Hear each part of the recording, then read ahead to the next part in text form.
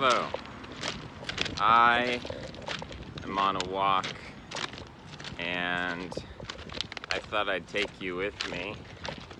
I have been avoiding doing long form videos, so I could chop this one up into a shorter video, or I could make it as long as physically possible.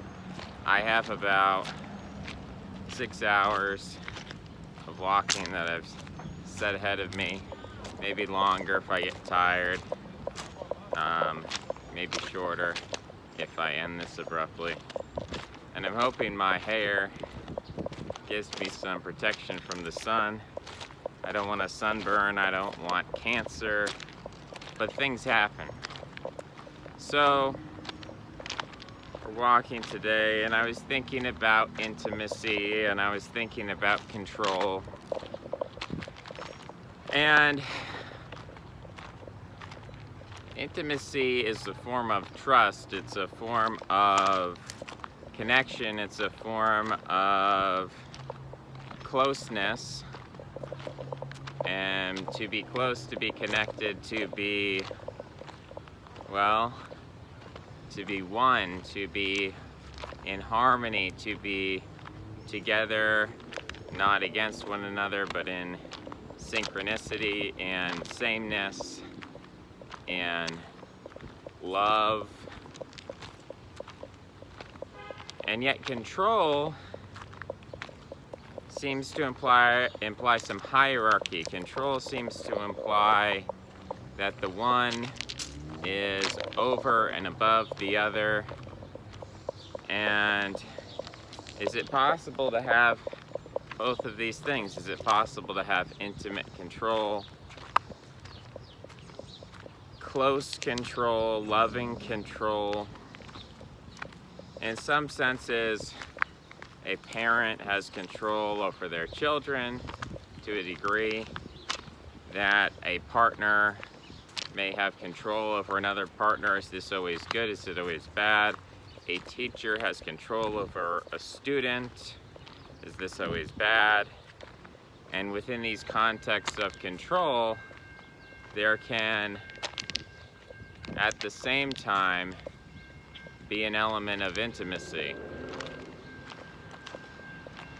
I wonder if I'm going to be in trouble in one sense or another for walking along the train tracks. I think I am simply walking. I'm simply walking and talking, and yet a part of me says to myself, a part of me thinks, perhaps one is not supposed to be walking on the train tracks, that the authorities will be called, that I will be summoned before a jury of my peers, and they will say, ignorance of the law is no excuse.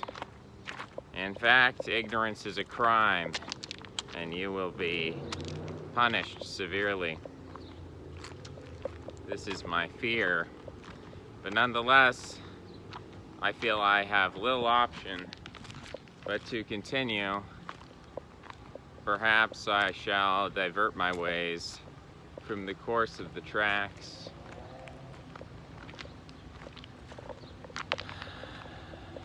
We are live streaming. We are live streaming on YouTube to 10,000 viewers right now.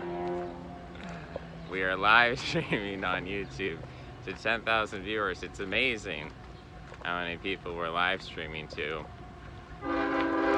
Here comes the train. The train is honking. He's saying, excuse me, I'm going to be very loud. There he is.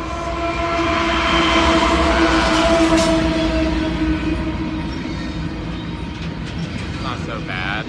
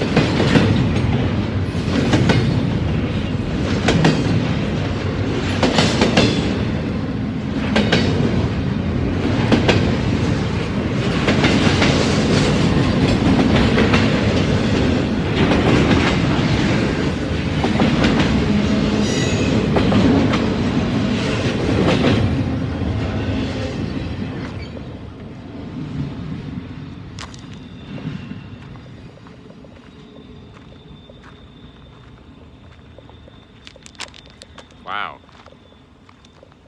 That was long. I was really considering jumping on that train. It was going fast though. Maybe if it had stopped, I would have said, why not jump on that train? Who's gonna stop me? Who's gonna stop me from jumping on that train? Nobody. They could punish me afterwards, and I don't know why this is so... Selfie stick is not the best, to be honest. It's wobbly, I don't like... It's literally just wobbling back and forth quite dramatically. I mean, what am I to do about this? I think I should give up. Or hold it, hold it up like this. Maybe I should. Give me a second here.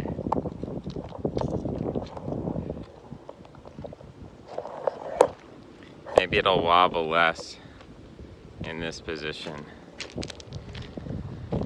It's windy outside.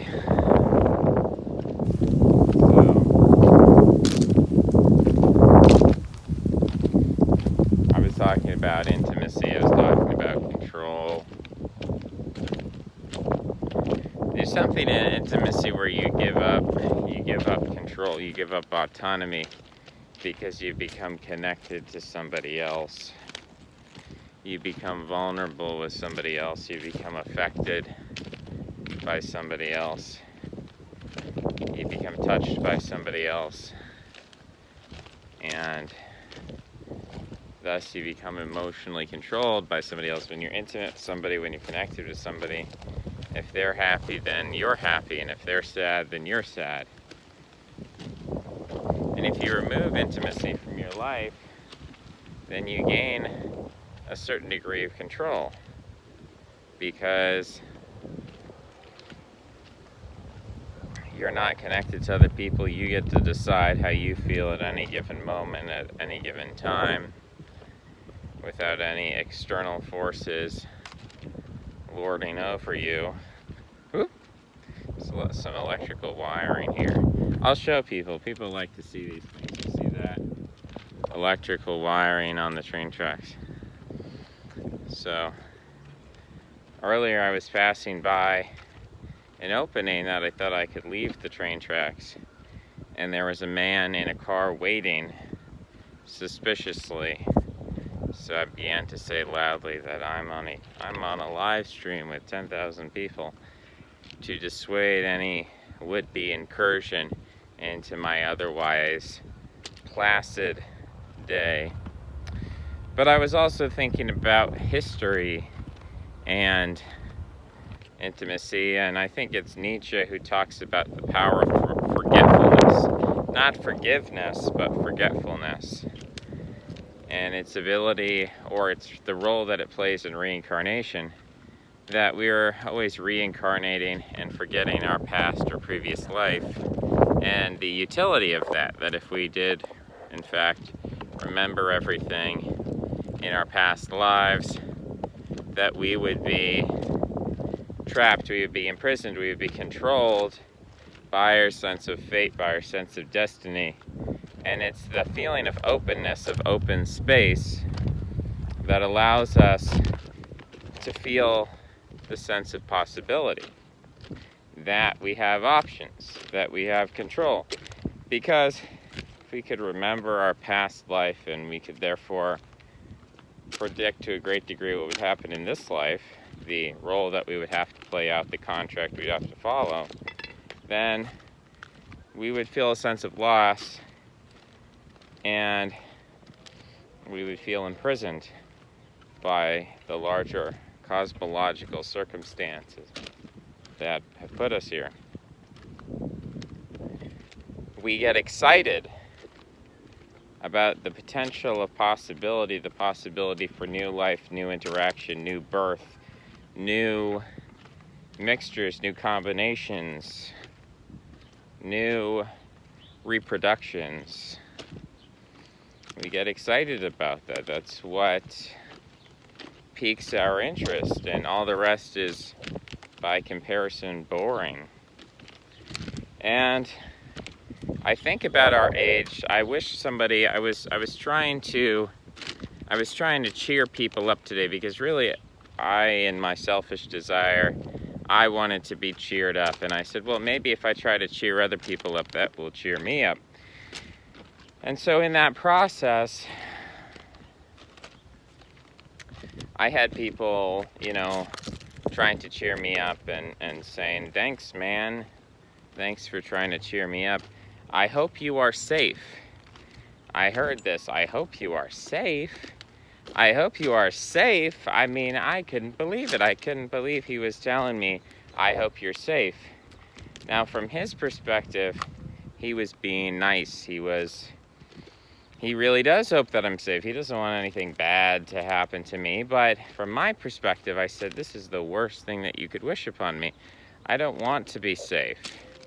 I want to live a life of excitement. I want to live a life of novelty. I want to live a life of newness. I want to live a life of freshness. I want to live a life of danger. I want to live a life of possibility. I don't want safety. I don't want regularity. I don't want to be entrapped. I don't want to be imprisoned. I don't want the same old, same old. I want something new. So I was a little bit perturbed by this well-wishing for safety. I was a bit perturbed and a little bit, is that too dark? Are my features now too obscured? I don't know, should I make it brighter? Should I make it darker? I'm just thinking that if I make it too bright, do people like that? Do people hate that? In any case, he was wishing me safety. I'm gonna sneeze here pretty soon. Achoo! Achoo! Achoo! I'm waking up the neighborhood. I have a feeling that I'm gonna be sniped. Do you see those sniper positions in back of me? It's a parking garage, and I think they're going to snipe me. That's exciting. I have a desire to live in a post-apocalyptic world in which warlords and bands of bandits and thieves are wandering around like the warlord period in Japan. I was heavily influenced by anime. The first anime I watched was Inuyasha. And Inuyasha is about the warlord period in Japan, where there are demons flying around everywhere. Inuyasha is a half demon, half human. And he has to, much like Mario, he has to save the princess. And there is an evil man named Naraku. And Naraku is trying to get the princess for himself. He's trying to corrupt the world. Inuyasha, in a Dostoevsky-esque way, is split down the middle, half man, half demon. He's always struggling against his demonic urges. And so he's this kind of anti-hero in a sense. He's struggling against himself. He's a bad boy, and yet he's innocent. And so he's a very complex, romantic character. I heard the other day that romanticism is a love of greatness far away, but a hatred of greatness up close, which is an interesting way to put it.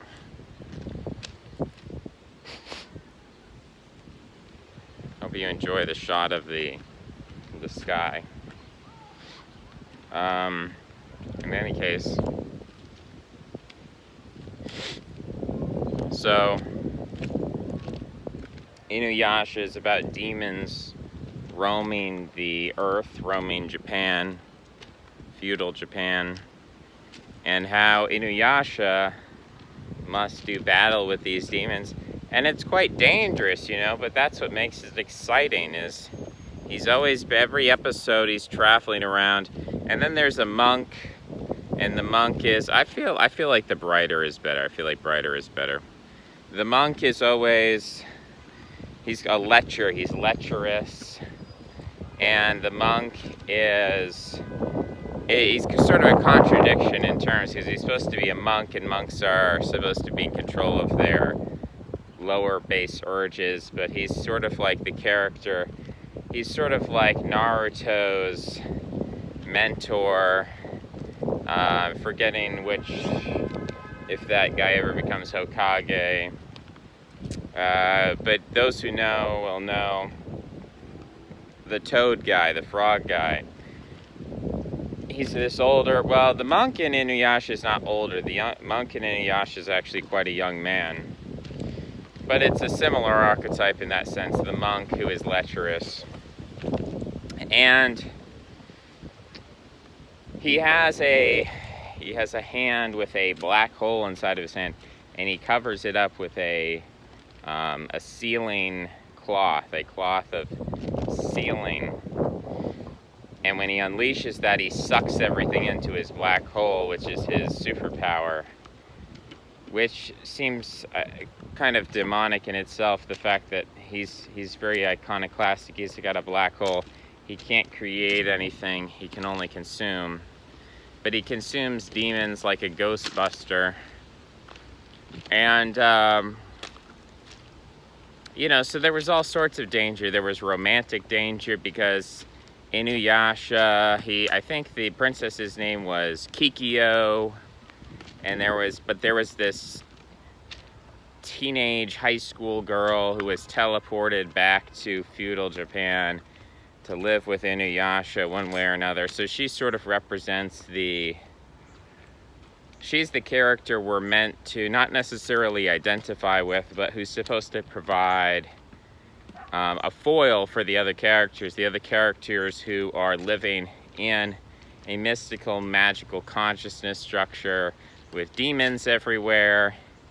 And she's like, what's going on? I'm just a normal teenage girl with a cell phone. I don't understand.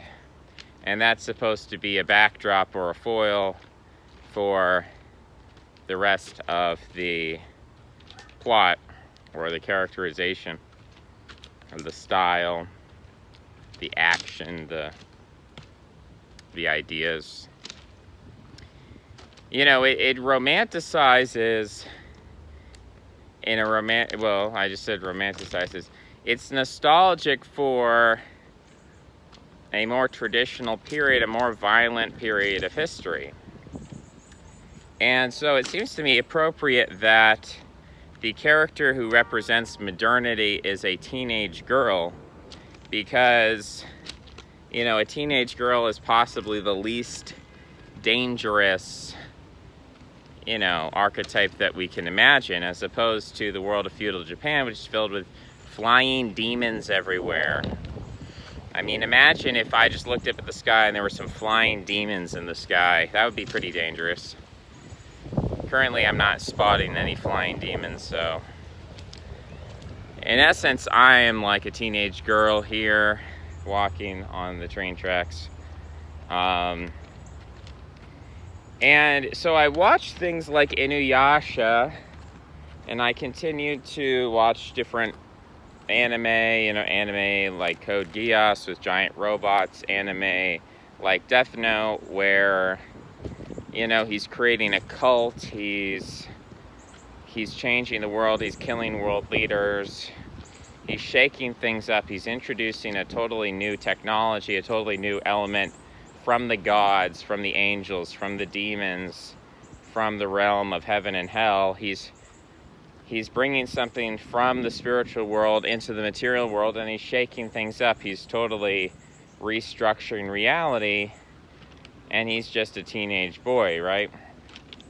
So I watch those, and I aspire toward that. I think that is the good life. It is good to live in a world where things are dangerous. It's good to live in a world where you never know what's going to happen. Every episode is different. Every day is different. Every day is exciting. Every day is new. And then I look at my life and the life of other people, and I look at the world around me and I see people saying, stay safe, don't die, don't get into danger, don't risk your physical body, stay safe. And I get irritated. I get irritated with that, even though maybe I shouldn't, even though this is some kind of satanic desire, some kind of oppositional desire to be constantly inundated with newness, to be constantly in a state of danger, heroic adventure, when I should be a monk, I should be contemplating the good, I should be listening to classical music, I should be meditating, I should be praying, I should be, isolated from other people, I should be peaceful, because that's safe. It is safe to be Christ-like, it's safe to be tranquil, it's safe to be unemotional, it's safe to be non-oppositional. Don't seek out danger, don't seek out anything weird or crazy, just stay in your lane. And I hear people saying that, and I see people practicing that. I could walk atop these roofs over here. This roof, check this out. If I could jump just 20 feet, I'm pretty sure I could hop onto that roof. That's kind of cool. It's a cool thought. Hopefully I'm going the right way. I mean, I'm on the train tracks, so I can't get very lost. It's the nice thing about train tracks.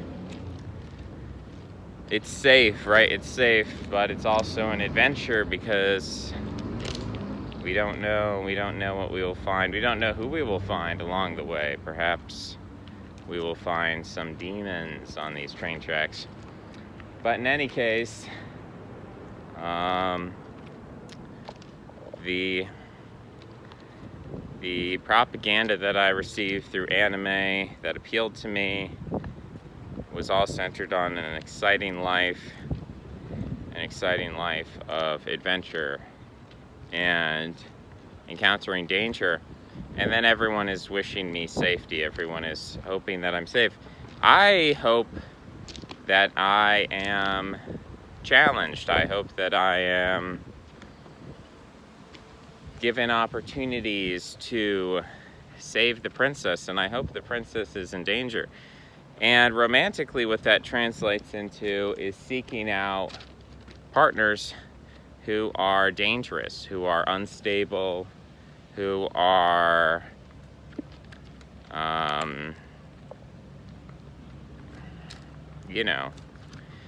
who are not regular, who are not predictable, who are in a state of superposition. You seek those people out, and then you're trying to save the princess. You're trying to save the princess. And I think that I've been fantasizing about that. I think I've been fantasizing about engaging in relationships or finding people who are unstable, who don't know what's going on. They're very confused. They're unhappy with themselves. They're depressed. They're languishing. They're like Snow White, they've been poisoned with the apple, and they're reclining in the like Rapunzel. They're in the tower. They're trapped away. They're locked away in the Tower of Doom, in the Dungeon of Death. And I have to go up there, and I have to save them from themselves. I have to release them from the prison. I have to empower them and make them into this solar being of light. I have to unleash their inner power and let it shine and create this kind of holy union. I think that's part of what happens in Feherlofia, in the story of the White Mare, Son of the White Mare, a Hungarian film, Feherlofia, Feherlofia,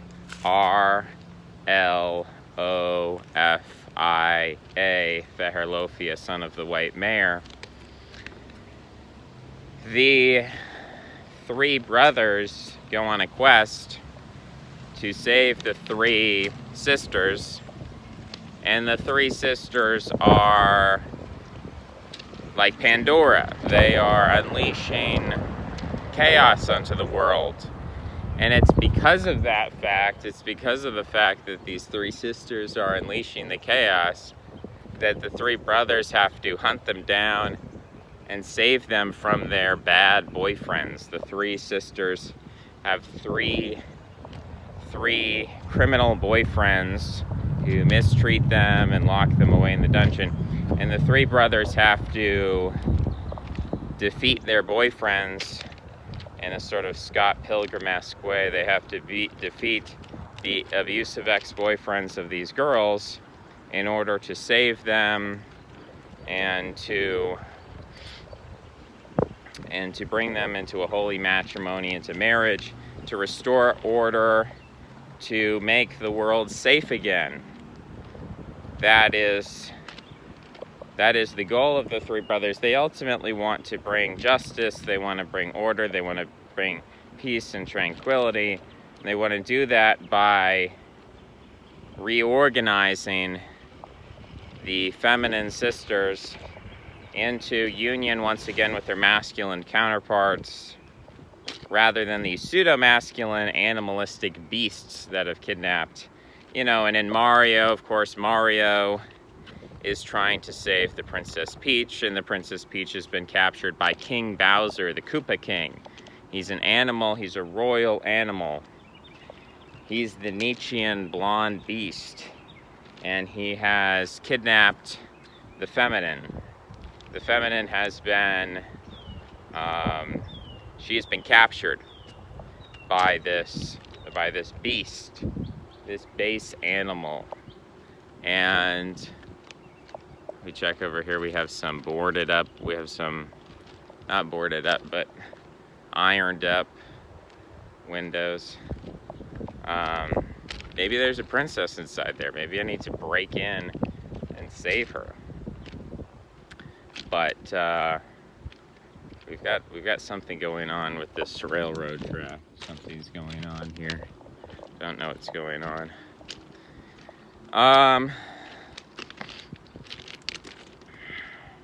So anyway, I think about all this, and geez, look at this sludge.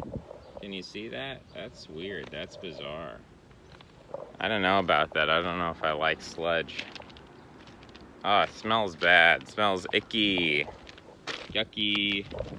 Icky. Gross. One of the interesting things about the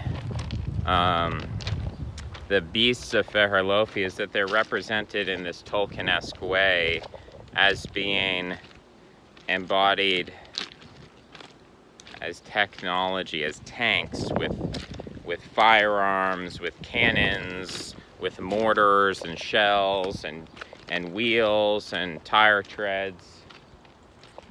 And so there's a statement being made there that technology is a vector for the return of the Nietzschean, of the base, of the animalistic, of the bad boy, and it's disrupting harmony and justice and matrimony and monogamy, and that these heroes have to pick up their traditional weapon, the sword, the arm, the leg.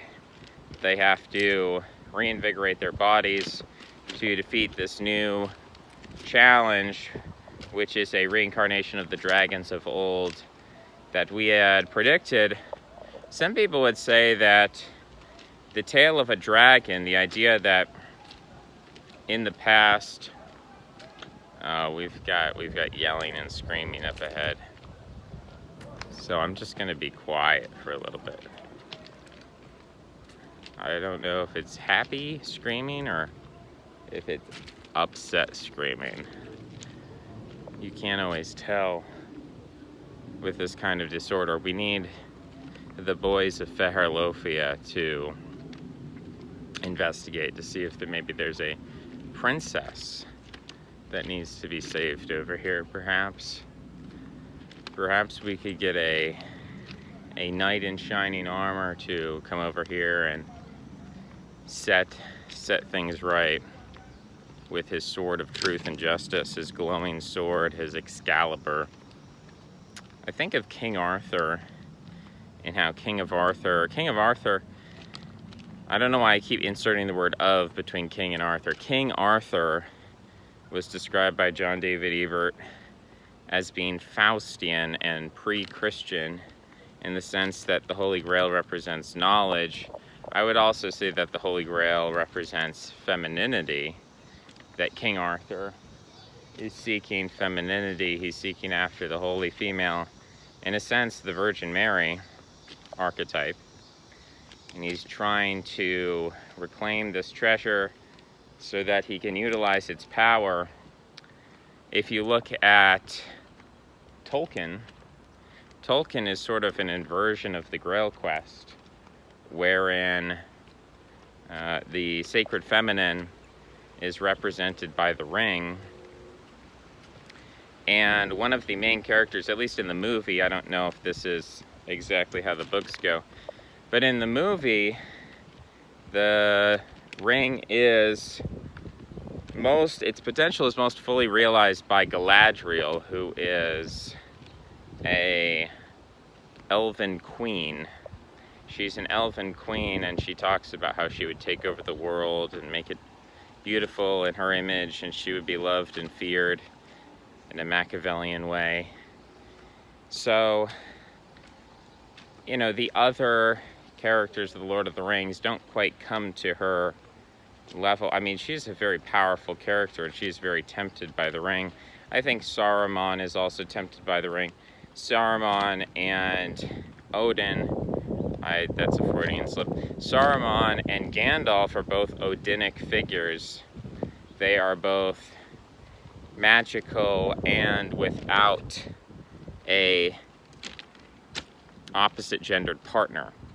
They are a Mennerbund of elderly men who get together and practice magic together, and they like to read esoteric scrolls, and they like to, you know, Egyptian god style. They're learning hidden knowledge. They're gaining all sorts of knowledge. This is a beautiful area. Some people are out for a walk today. I'm out for a walk today. This is a beautiful area. Oh man, I'm on the river. Should I go down by the river? I could go down by the river.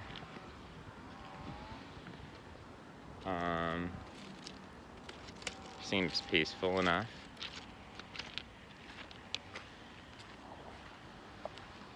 A little bit spooked, gonna be honest with you. But with my 10,000 live viewers, I think I should be good. I think my 10,000 live viewers have my back. How could I go amiss with my 10,000 live viewers? So I think I'm in a park of sorts. We're going down the hill into the ooh, better not slide down to the river. I think we're gonna follow this river. I think that's the goal. I think it might be better than the train tracks. Get away from Technics and return to the Dionysian river, the river goddess. Yeah, so Tolkien really problematizes the ring, and he says the best thing you do with the ring is throw it in the fires of hell. All rings go to hell. It's kind of misogynistic, as opposed to the Grail quest, where King Arthur is seeking after the Grail, and additionally he is granted Excalibur by the Lady of the Lake.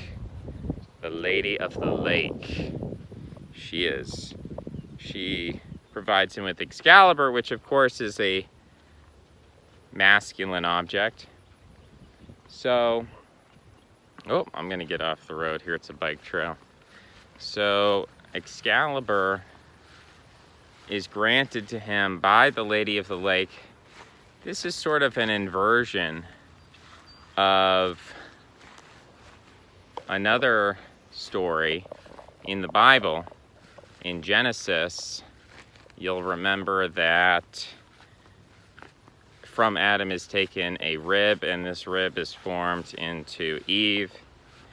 So the rib, which is a masculine object, is transfigured into the shape of a woman, which suggests that the man, through his selection, through his techniques, Yahweh has created the woman out of his desire. He wanted a woman, and so he fashioned one.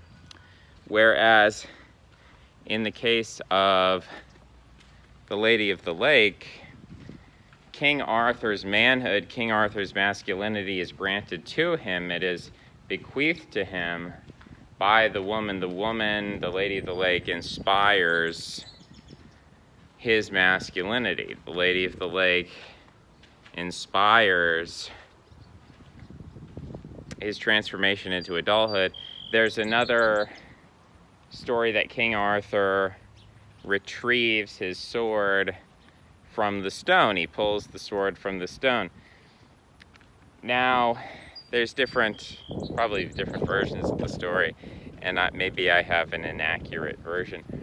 But in my version of the story, or maybe my embellishment, maybe I'm changing the story, is that the stone, I mean, this is very Nordic, by the way, because if you read the Volsung Saga, the Norse Volsung Saga, the saga of the Volsung clan, Odin is taking the Volsung, which is this group of people, this family, and he's constantly manipulating them into success over their more socially positioned rivals. So the Volsung clan are continuously beset by bureaucrats with status. They are taken and made low by the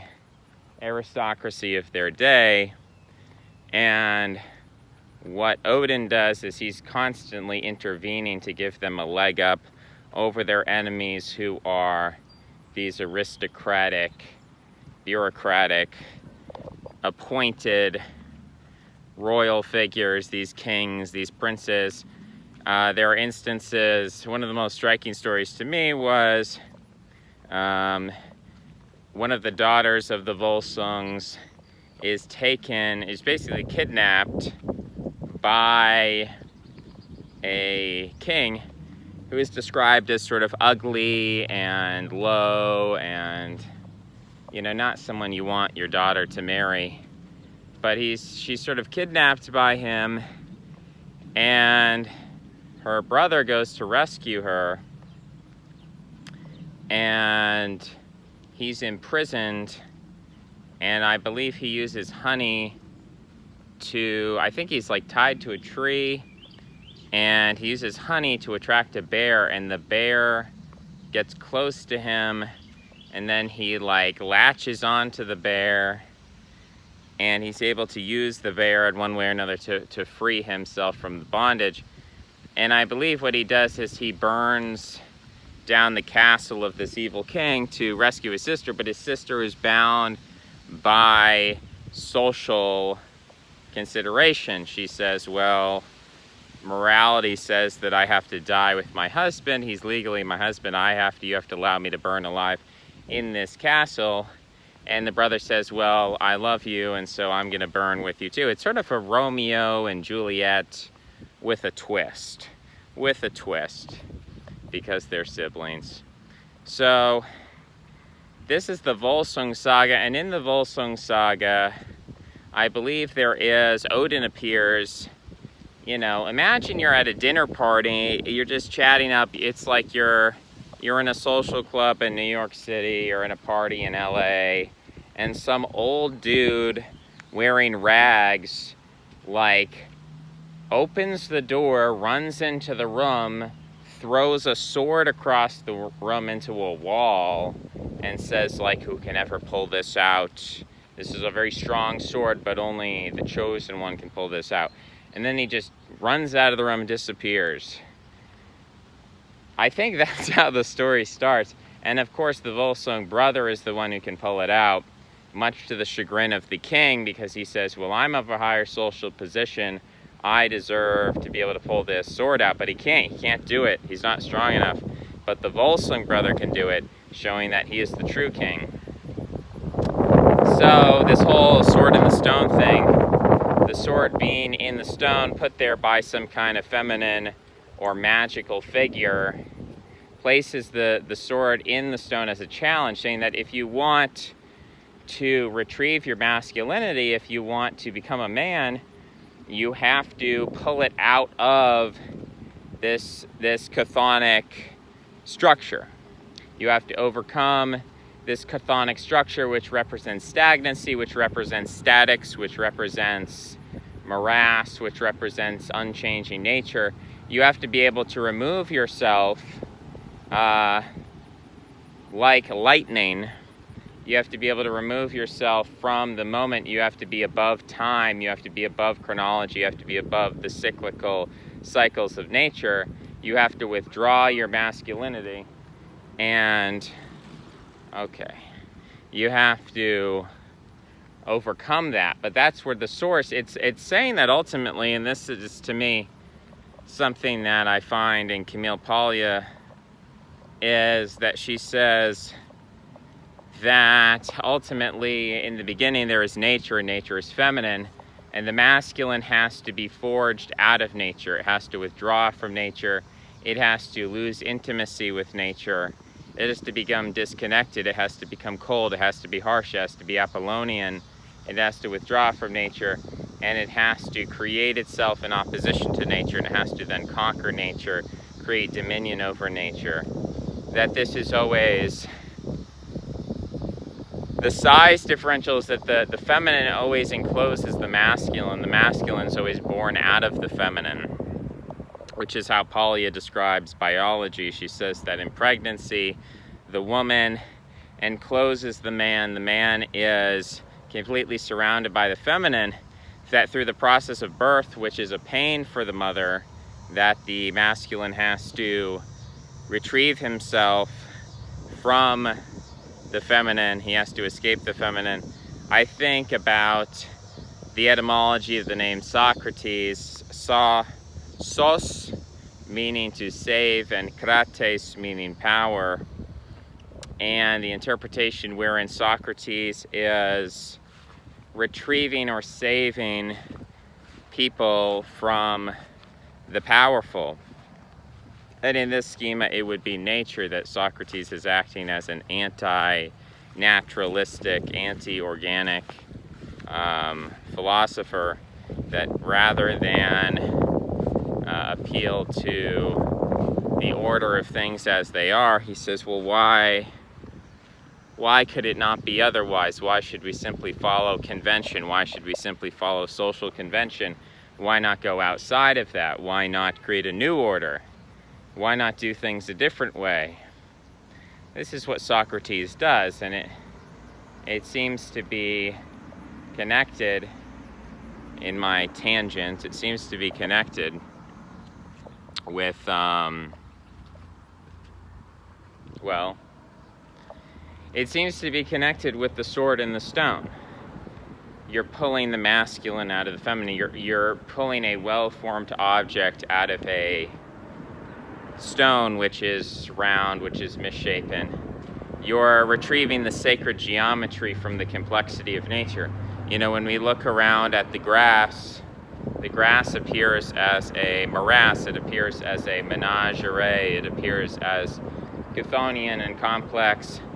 But when we apply the principles of Goethe and we study the growth of plants, the growth cycle of plants, from which Spengler derives his theory of civilizational cycles, we can see that actually there's a logic to the growth of plants, that it is not stochastic, that it is not random. We can pull out of the randomness of nature, we can pull out a sense of order. And is this not what Socrates is doing? Is this not what King Arthur is doing? Is this not what the Volsung clan does? Is this not what so many great heroes do? They pull order out of chaos. They pull the kidnapped princess out of the castle of the Toad King, or the Turtle King, or the Lizard King, or the Dragon King. They pull out the treasure. They retrieve the treasure from its prison. That is their quest. So, is that what we are supposed to do?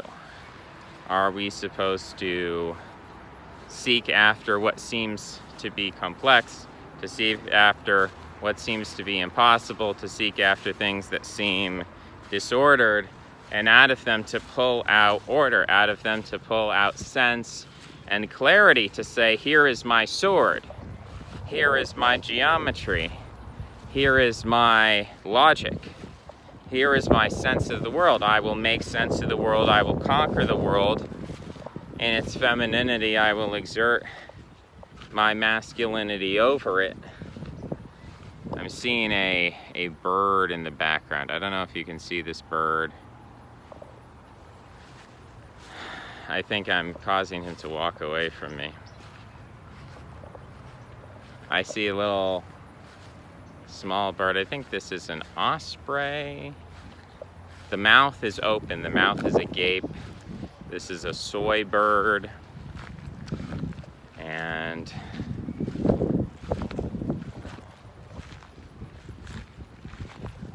can we see the bird? The bird is small. Can I even see the bird? Oh, there he is. There he is, right there. He's walking away from me. I don't know if I should continue to walk along the dirty path of the river, or if I should instead walk along the clean path of the bike trail. Should I stay? Oh, he's flying. There he goes. There he goes. He's flying away.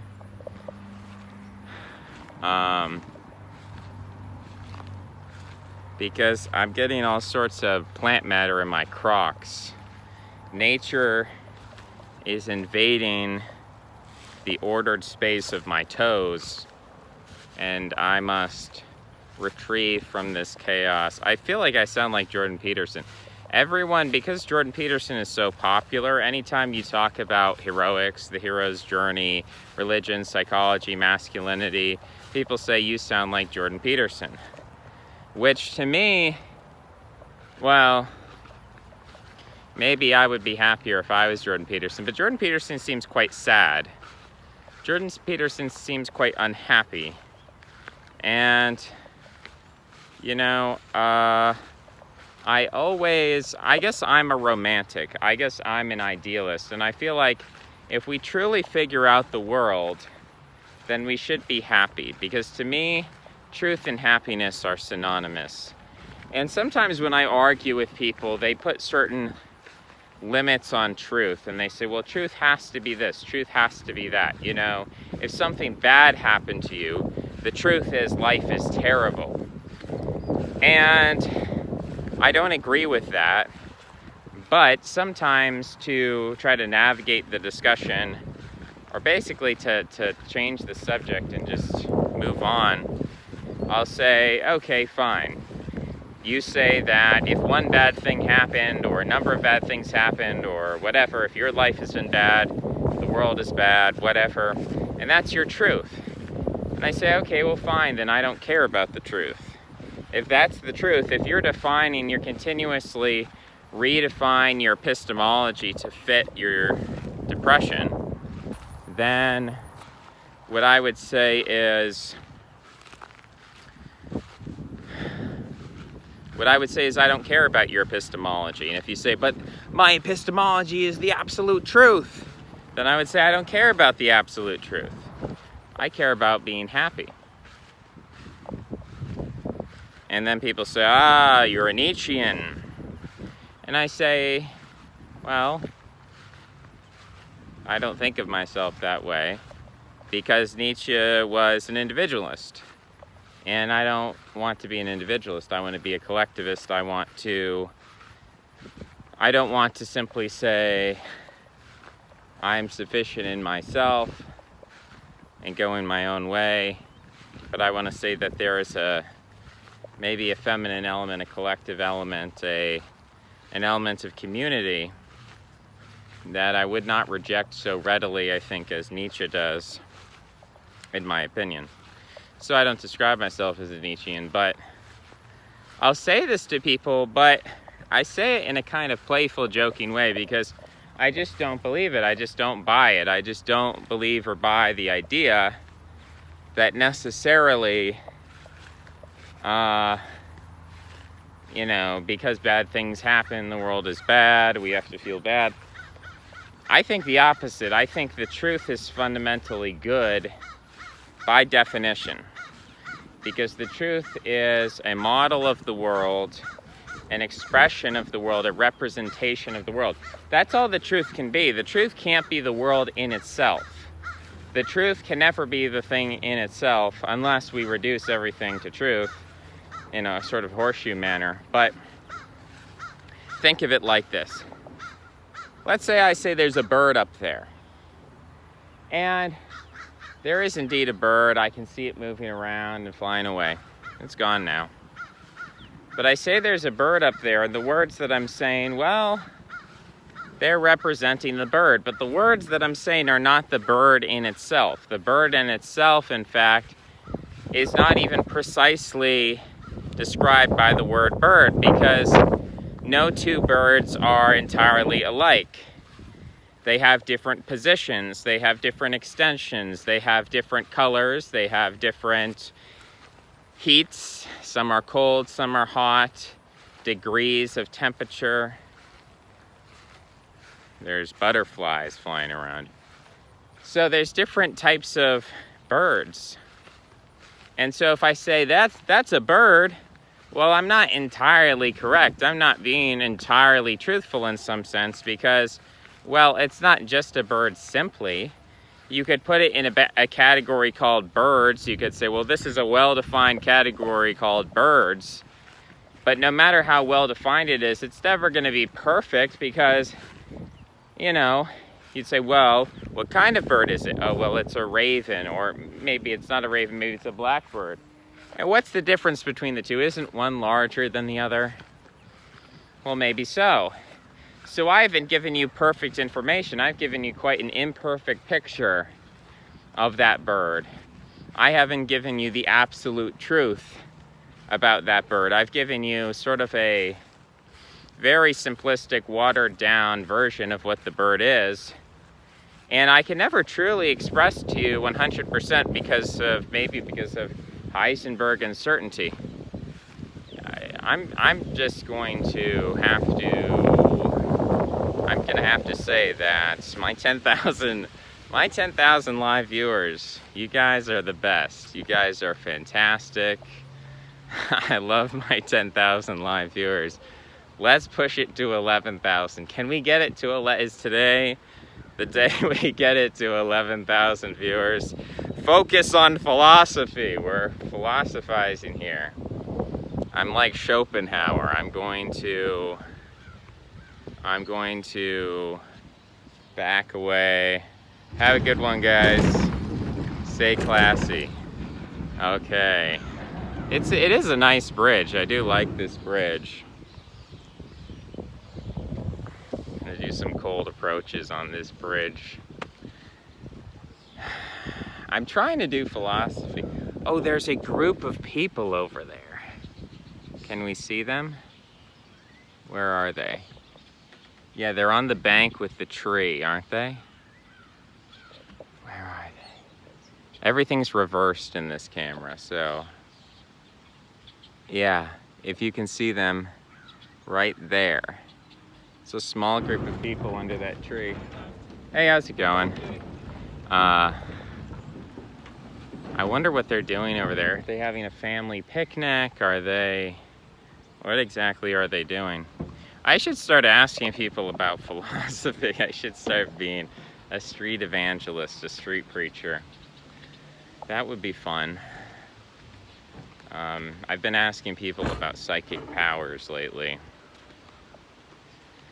So, to get back to the bird in himself, I'm never going to represent him perfectly, but does that mean I'm telling a lie? No.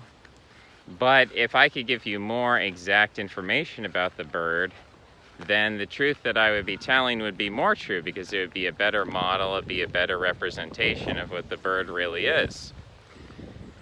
So that's, to me, what truth is. Truth is about communicating exactly, communicating in a way that is effective toward what? Toward the good.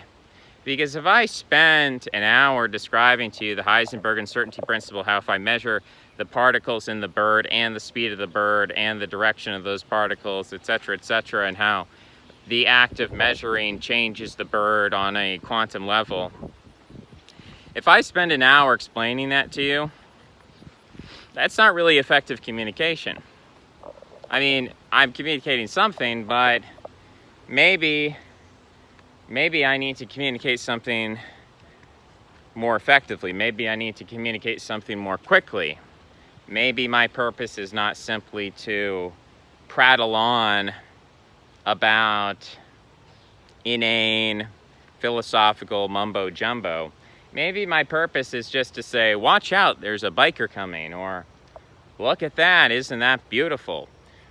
Maybe there's exigence to our lives. Maybe our lives are short and we don't have time to think and to philosophize all day and to get to the exact truth of everything. And so maybe sometimes we have to kind of put the truth to one side and say, yeah, the truth is wonderful and good and beautiful and all of that, but what truth is to best serve us in this case, in this scenario, in this situation? That answer is going to be different at different places and different times. It is true there's a bird in the tree. It's also true that bird is not fully accurate, or it is inadequate to fully describe the exact nature of the bird in itself. It's also true that if I say one thing, I can't say another thing. I can't communicate two ideas simultaneously. I can't multitask in my communication. At least I'm limited in the degrees of multitasking that I'm able to engage in, right? So even if I can say through this video that on the one hand, I'm communicating to you ideas through my language, but also through my body language, I'm communicating a degree of health. I'm walking by my own power, and therefore I'm not crippled. I'm not in a wheelchair.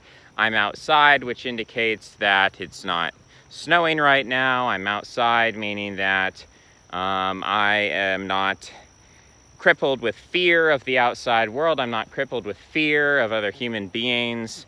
I don't consider them to be disease-ridden parasites like rats or lice. And so I'm entirely comfortable to be in their company. And I quite enjoy the sight of my fellow man and woman. So I'm communicating things to you subtly and subconsciously that you're picking up on, creating an assessment, whether you've seen my videos before, whether this is your first time. Welcome, and please follow the Twitter at Jokkull, Jokkull, Deep Left Jokkull on Twitter, so we can get in contact. But even if you have seen my videos many times before, you're watching this video and you're taking an assessment. You're not just listening to the ideas, but you're listening to the emotion behind the ideas. You're saying, is he happy? Is he sad? Is he feeling positive, negative? What is his mood? What is his state of mind? And what's going on in his personal life anyway? And how are his relationships? And how's his family doing? How are his friends? What are his goals? What's the purpose of making this YouTube video? It seems a lot of people ask that question, which is a very interesting question, and I would like to diverge temporarily from this tangent to discuss the nature of rhetoric and advertising and proselytizing and propagandizing and priestly language, and to state first and foremost, why do I talk about what I talk about?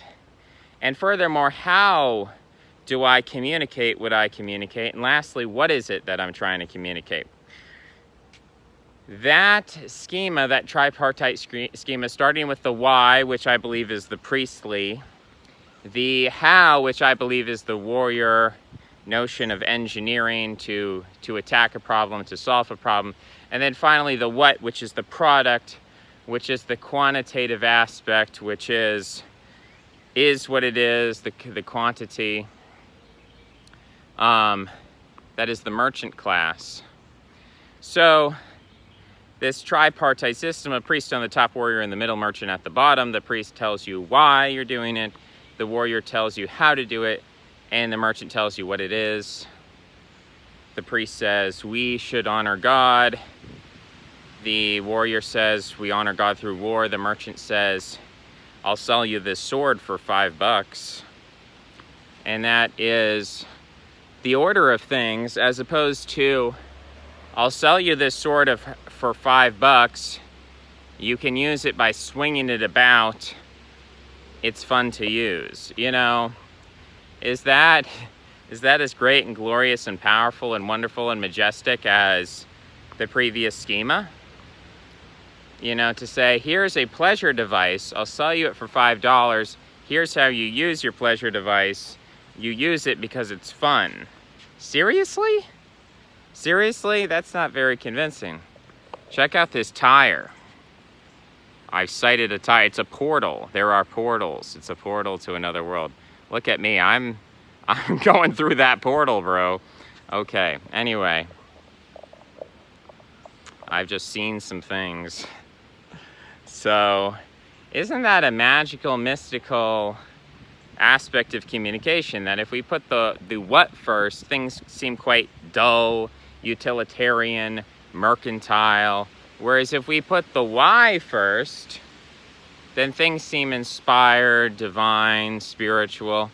It's a neat little rhetorical trick, I guess you could say, but it's also a way to structure your life when you wake up in the morning. So many people say, well, I want to be productive, so I'll make a list. I'll make a list of things to do. And while they're making that list, they say, what am I going to do? What am I going to do? What am I going to do? And they keep trying to do this.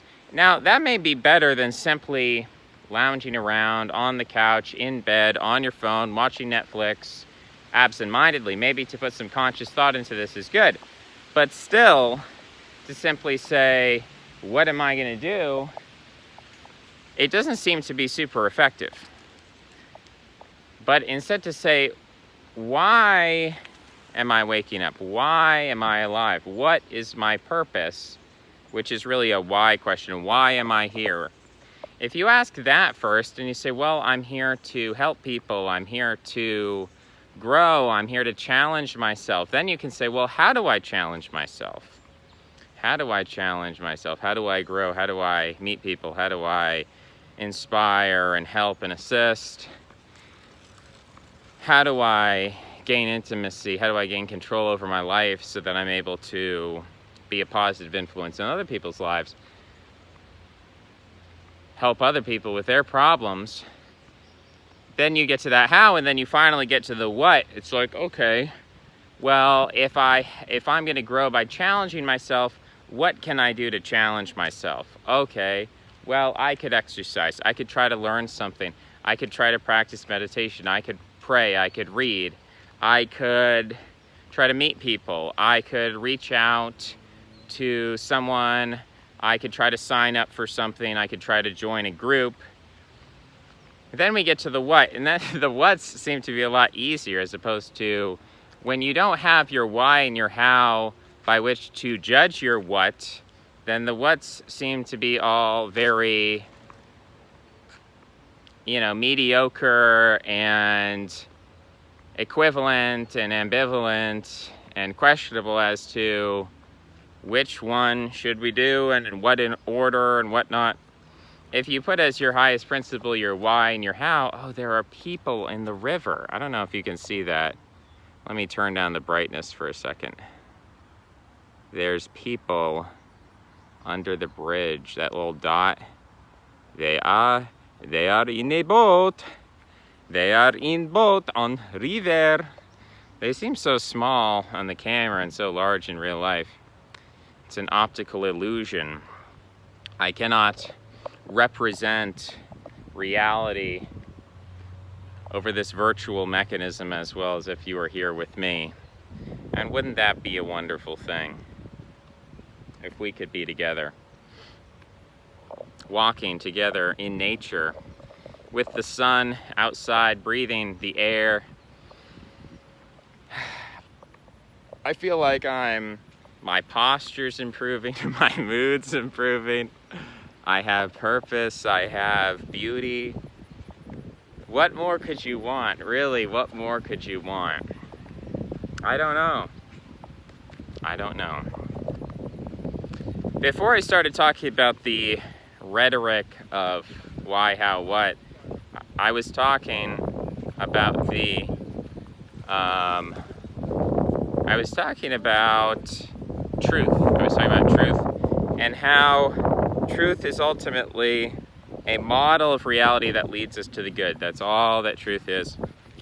It's not anything else. Truth is not independent of the good. To conceive of truth, to conceive of epistemology as separate from and secular to deontology, that is, to consider truth separate from morality, is incoherent. Doesn't make any sense. Because the ground of being is will. And will is inherently about desire. And desire is the foundation for morality. What should be, what we want to happen. That's our desire, that's our will. Some wills and desires are higher than others. Some lead us toward the good, some away from the good. But this is the knowledge of good and evil. The knowledge of good and evil is will, which springs into existence the struggle of life and death. That we are not in the Garden of Eden. We are not in safety. We're not in peace. We're out in the world. The world's dangerous. My shoulder hurts.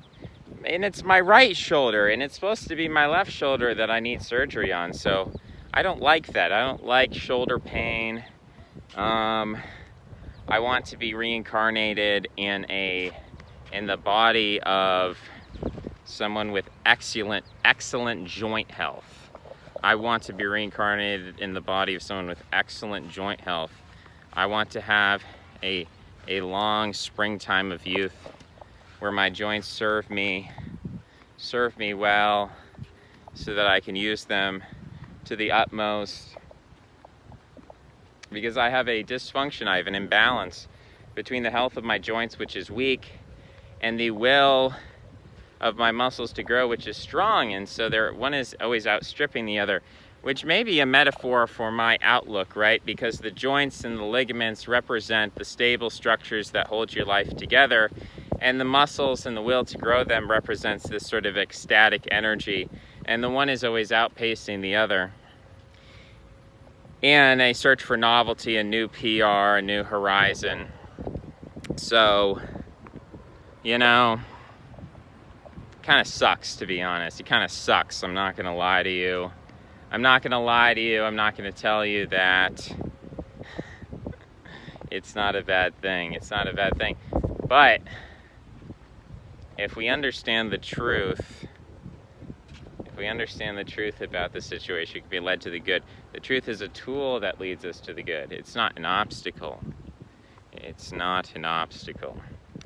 That's a message for you. That's a good hour-long message. We could, of course, split this video up into many different videos, and I've been doing that. I really have been trying my best. Check out this mushroom.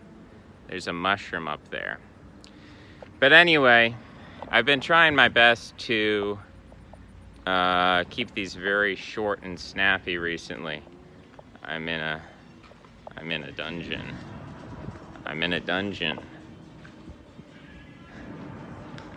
So anyway, what's going on? What's going on, everybody? I've been trying to keep the videos short and sweet. Let's turn this down for a second. Let's get a nice view of the river in all its glory. I love that I can change the brightness now. I just love that. It's just fantastic. I think it's wonderful. So we've got a church over here. Can you see that? Can you see the church yet? Where is it? Where's the church? Somebody tell me, where's the church? It's like Where's Waldo, but it's a church. Check it out. See this golden dome? What kind of church do you think that is? What kind of church do you think that is? Do you think it's a Catholic church, Orthodox church? It's looking pretty strongly Orthodox to me. It's beautiful. Wow. Wow. Let's check out the history here. Checking out the history. This is a traveler in 1814 experienced all manner of travel in and out of the popular community. Established in the 1740s as a 40-foot deep port with tobacco way stations. This town had 35 households, 7 merchants, 6 taverns, and 2 doctors by 1776. By 1814, the port was in decline. It became popular for day trippers to experience the spa springs. I've never been to a spa spring. By mid-19th century, the port closed. The river continues to silt and remains very shallow. I don't know what it means to silt. Let's see. A wealthy merchant, Lowndes, Secretary of the Navy, Stoddard. Well, this is cool. This is some cool history. Check out this church, though. Check out that church. That's very cool. All right, let's see where we are right now. We are 1812, the War of 1812. A battle against the British, the War of 1812. More than 10,000 men battled, sweltering in heavy uniforms. Why were they always wearing heavy uniforms? Why not battle nude and naked like the Spartans? Major General Robert Ross, or the Celts or something. 100-degree heat. Wow, 6,000 Americans. Apparently, the Americans didn't do so well. That's kind of crazy to think that this international British Empire just kind of like, they were just like, we're going to burn your capital down. We're going to burn down your White House. It's kind of crazy to think. I can't believe they would do that. I can't believe we Americans, we couldn't do anything about that. We couldn't stop them. Why couldn't we stop them? Why were we so hopeless? Why were we so powerless to stop the British? How did they outmaneuver our men, our troops? Is this too bright? That's definitely too dark. How about this? Is this a good compromise? A good compromise? I'm going to continue to walk along this river. It's a very nice river. I set myself out today. I said I should walk 6 hours today. I don't know if that's going to happen. I don't know if I will walk 6 hours. There's a dude playing basketball over here.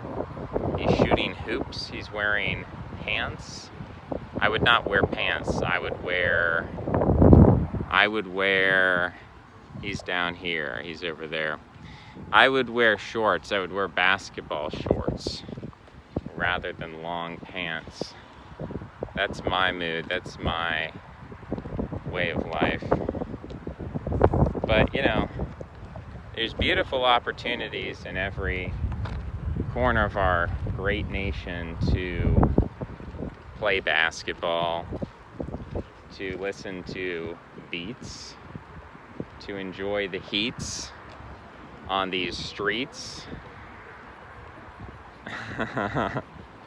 We're having a good time with our 10,000 subscribers. Our 10,000 live viewers. For the first time, we've hit 10,000 live viewers. Can we get to 11,000 live viewers? It's very exciting news for this YouTube channel. We're reaching heights of celebrity I never thought possible. It's an amazing time. It's an amazing way to live. An amazing lifestyle. Who knew that philosophy could be this popular? Who knew that philosophy could be this popular? Should I cross over the bridge? What do you think? I wish I could jump in the river. I wish I could swim the river, boat on the river. I wish I had a canoe or a kayak for the river. There's all sorts of people biking about. It's a good time to be biking. It's a beautiful day. I wonder when I'm going to run out of steam. I wonder when I'm going to run out of energy. I think about in my life, I draw it back to the beginning. I draw it back to the questions I pose: intimacy and control, a desire for control, a desire for loss of control, a desire for safety, a desire for danger, a desire for intimacy. Intimacy is interesting because it makes you very vulnerable, and once you've achieved it, it becomes scary. It becomes scary because you begin to become attached to intimacy. You become very, how do I say this? You become very ensnared. You become ensnared in the femininity, the collectivism of the intimate bond. And you say, no, where's the I need to pull out Excalibur. I need to pull out. That's what you say. That's what you say. And in that process, you then lose the intimacy. And then you feel relief for a moment. You say, oh, avoided that one because that would have been a doozy. I would have been stuck. I would have been stuck. Also, the fact that sometimes you feel that you're in intimacy, and unfortunately, as a result, you no longer have control. You're invested in a relationship, and then all of a sudden, the rug is pulled out from under you by natural causes, unnatural causes, struggles of life and death. It's pulled out from beneath your feet. You can't have what you want. Your life is over. Your life is ruined. You've lost your loved one. And that's scary. So better to not try. Better to withdraw. Better to remain in control. But the truth is, we don't have very much control at all unless we form relationships with people. Unless we're willing to become intimate with people, we don't have very much control at all. We're just isolated individuals, and we're not able to change the world at large. The world is going to be what it will be, and the greatest resource of all is human souls, not materialism, not wealth in isolation. Wealth is only useful insofar as it motivates human souls to action. That's the only purpose to wealth. Whether it's the wealth of the grain, which motivates our body to action, to physical action, whether it's the wealth of fuel, which motivates our transportation, whether it's the wealth of anything. You could take any example. Housing and shelter, which motivates us to focus. I guess you could say they enable or allow us, or it's a technology. But it's also a motive force in a way, in its passivity and its passive. The passive acquisition. I want to live in a house because if I live in a house, I can set up an office. If I have an office, then I can focus. Well, in a sense, the house is helping you. It's motivating you to focus. So, lots of people paddling out there today. Can I turn down the brightness for a second? I can't even see them. This is bizarre. I can only see things in the real world. I can't see things in the digital tech. Oh, it's too bright. No, I'm being consumed by fire. No, I'm being consumed by light. Oh well. Oh well, sometimes that happens. I'm getting raptured, getting taken up.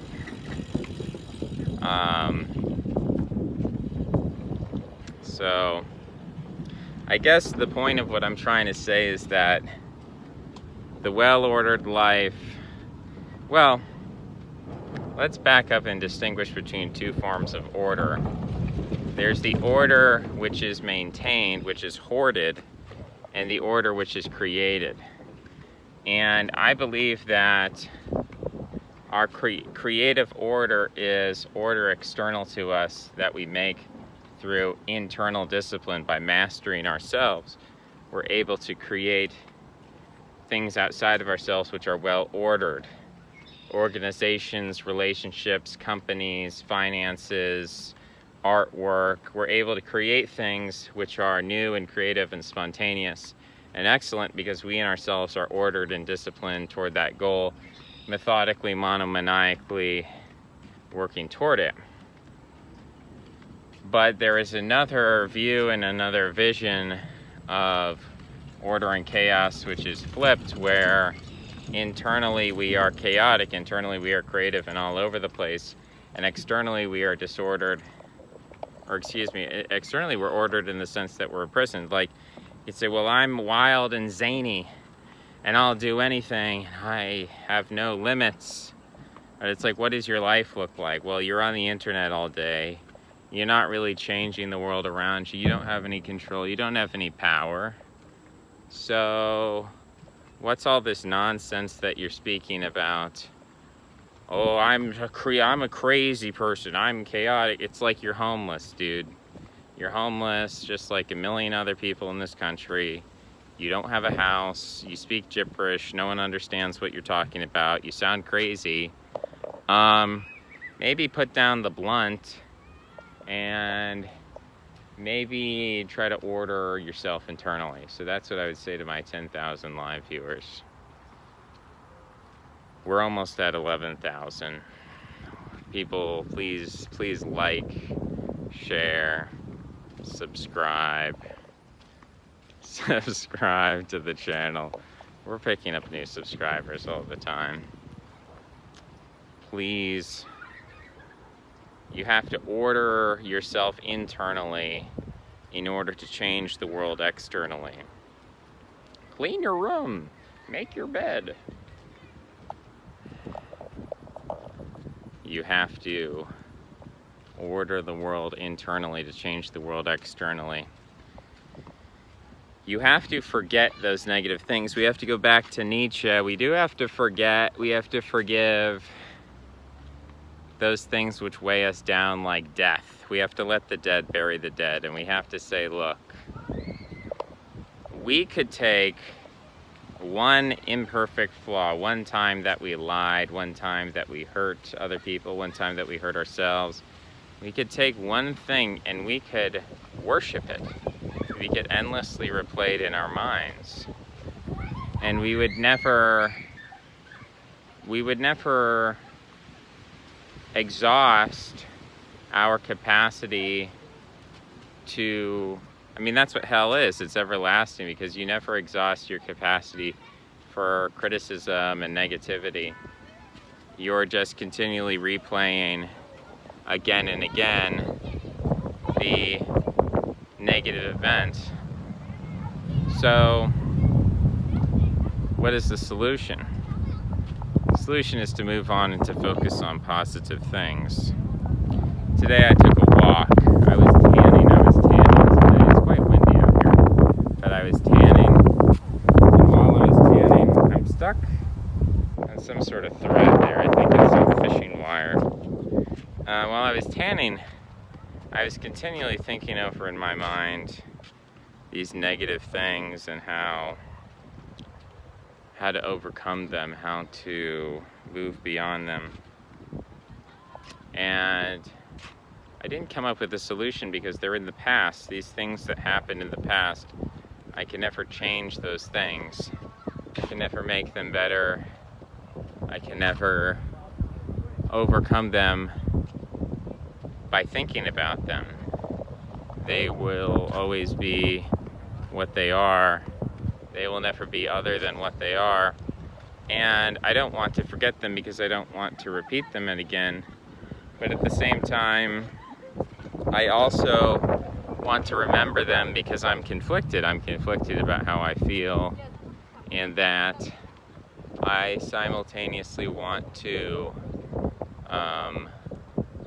remove them from my life. I want to solve them. I want to overcome them.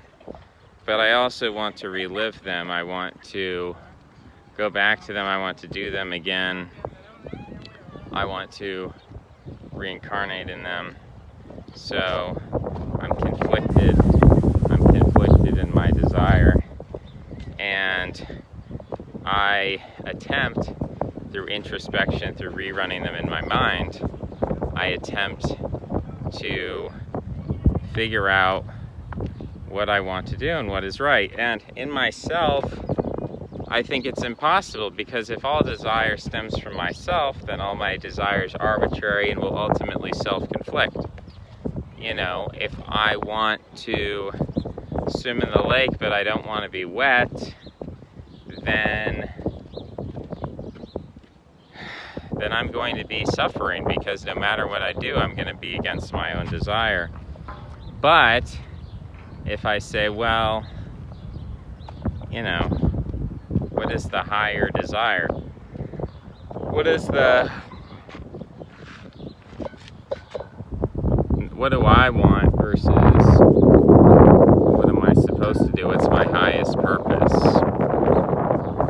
And what should I want to do with regard to my highest purpose in alignment with my highest purpose? And then I feel like I have a better answer to these questions. But it's so frustrating, because I haven't emptied out of myself my own desires, and it is scary. It's scary to think that someone else will control me in a slave morality. Some entity from above is going to control my thoughts and my feelings, my desires. That's scary. I don't want to give myself over to that. It's also not my habit. It's familiar to me to be in charge. It's familiar for me to do what I want to do rather than what somebody else wants to do. And I want to stick to what I know. But what I know is insufficient. What I know is not, it's not the path that I want to continue on, because it's no path at all, because it's contradictory, because I can't decide which fork in the road I want to take, and therefore I'm stuck. Therefore I'm reliving events from my past over and over again, recursively, like a hamster on a wheel, and all I'm training my mind to do is to relive, to relitigate those events till I'm so sick of them, till I'm so frustrated that I'm willing to do anything to get out of that paradigm, to get into something new. And that's where I have this love of novelty. I say, well, my love of novelty will save me. My love of novelty will get me out of this paradigm. It'll bring me into something new. But the love of novelty in itself, undirected, undisciplined, well, it becomes quite simplistic. It becomes quite trickable, because, you know, if I ask you, you know, what are the top 10 pop songs from this year, are they really going to be new? Or are they going to be quite old? You know, I think of the use of mind-altering substances. and how people say, you got to try this. Oh, you'd never tried it before? It's a once-in-a-lifetime experience. You got to try it once. You got to try new things. And it's like, but what are you going to build off that? You know, and not to say that there haven't been people throughout history who have taken mind-altering substances who, you know, arguably did change the world in a pretty significant way. But what I'm saying is, you know, I think there's a case to be made that you can induce your mind into a number of states, trance states, where you have a sensation, you induce a sensation of novelty. But have you created something outside of yourself that you can be proud of? Maybe not.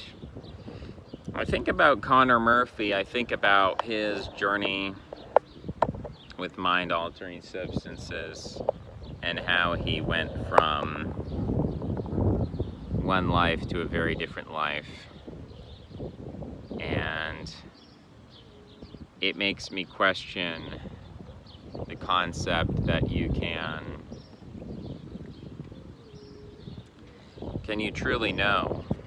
Can you truly know through experience, through experiment? Can you truly know what is this outside world? Is there even an outside world? Is this all an illusion? Is it real? If it's not real and it's fake, then shouldn't we get out of it? It's an interesting conundrum, because to the person who uses mind-altering substances, the world is fake, and the substances allow you to see it for the falsehood that it is. But on the other hand, from the opposite perspective, if you are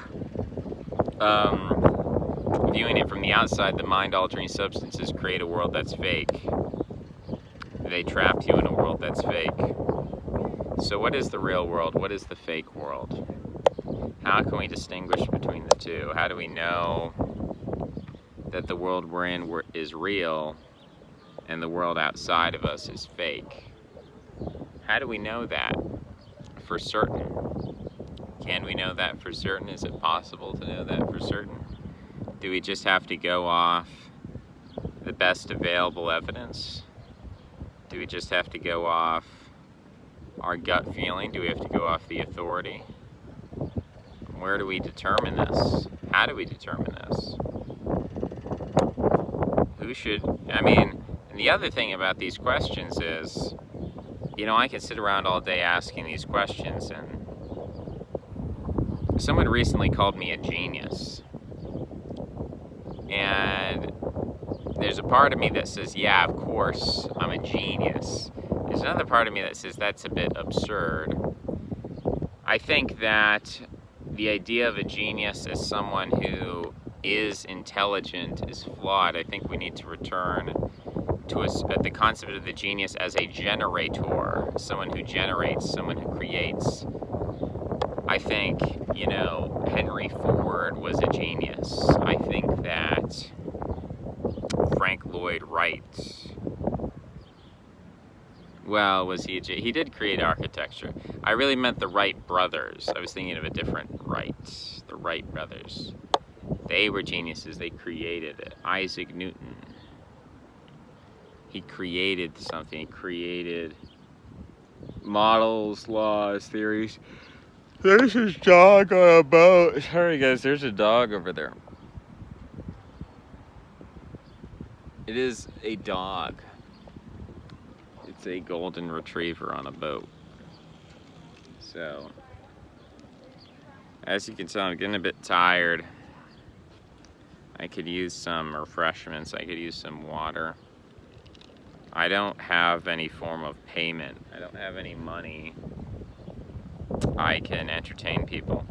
There was one time on this trip where I was at a gas station, and the gas station attendant came up to me and he said, how you doing, man? And I said, I'm all right. I think I'm gonna get a bottle of water. And he's like, no problem, man, it's on me. So he runs inside and he gets a bottle of water, and it's made of metal, which is pretty incredible. He just gave it for free. And I'm thinking to myself, this has never happened. So maybe if I just have Lady Luck on my side, then as I'm walking along, maybe I'll have a bottle of water bequeathed onto me, and I'll find that quite refreshing. I'll find that quite delicious. Water is one of the greatest things, which is why, you know, I don't just have an intro and outro, but I now have a middle part of the video called the water break that I'm going to use. And I'm going to check to see here. Okay. Let me ask some questions here. Let me see how far away this is. Let me see how far away this is. I haven't yet made it. I think I've made it a certain distance. What the heck? Okay, that's in the exact opposite direction. That's an 8-hour walk. Jeez, man, I'm not going for an 8-hour walk. I gotta take a screenshot. Let me hold this between my knees. All right. Take a screenshot.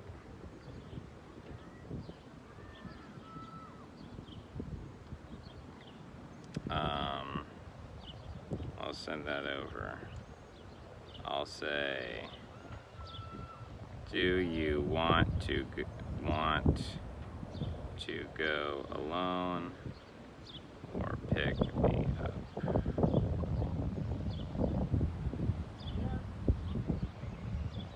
App, okay. Let's see. Do you want to video chat?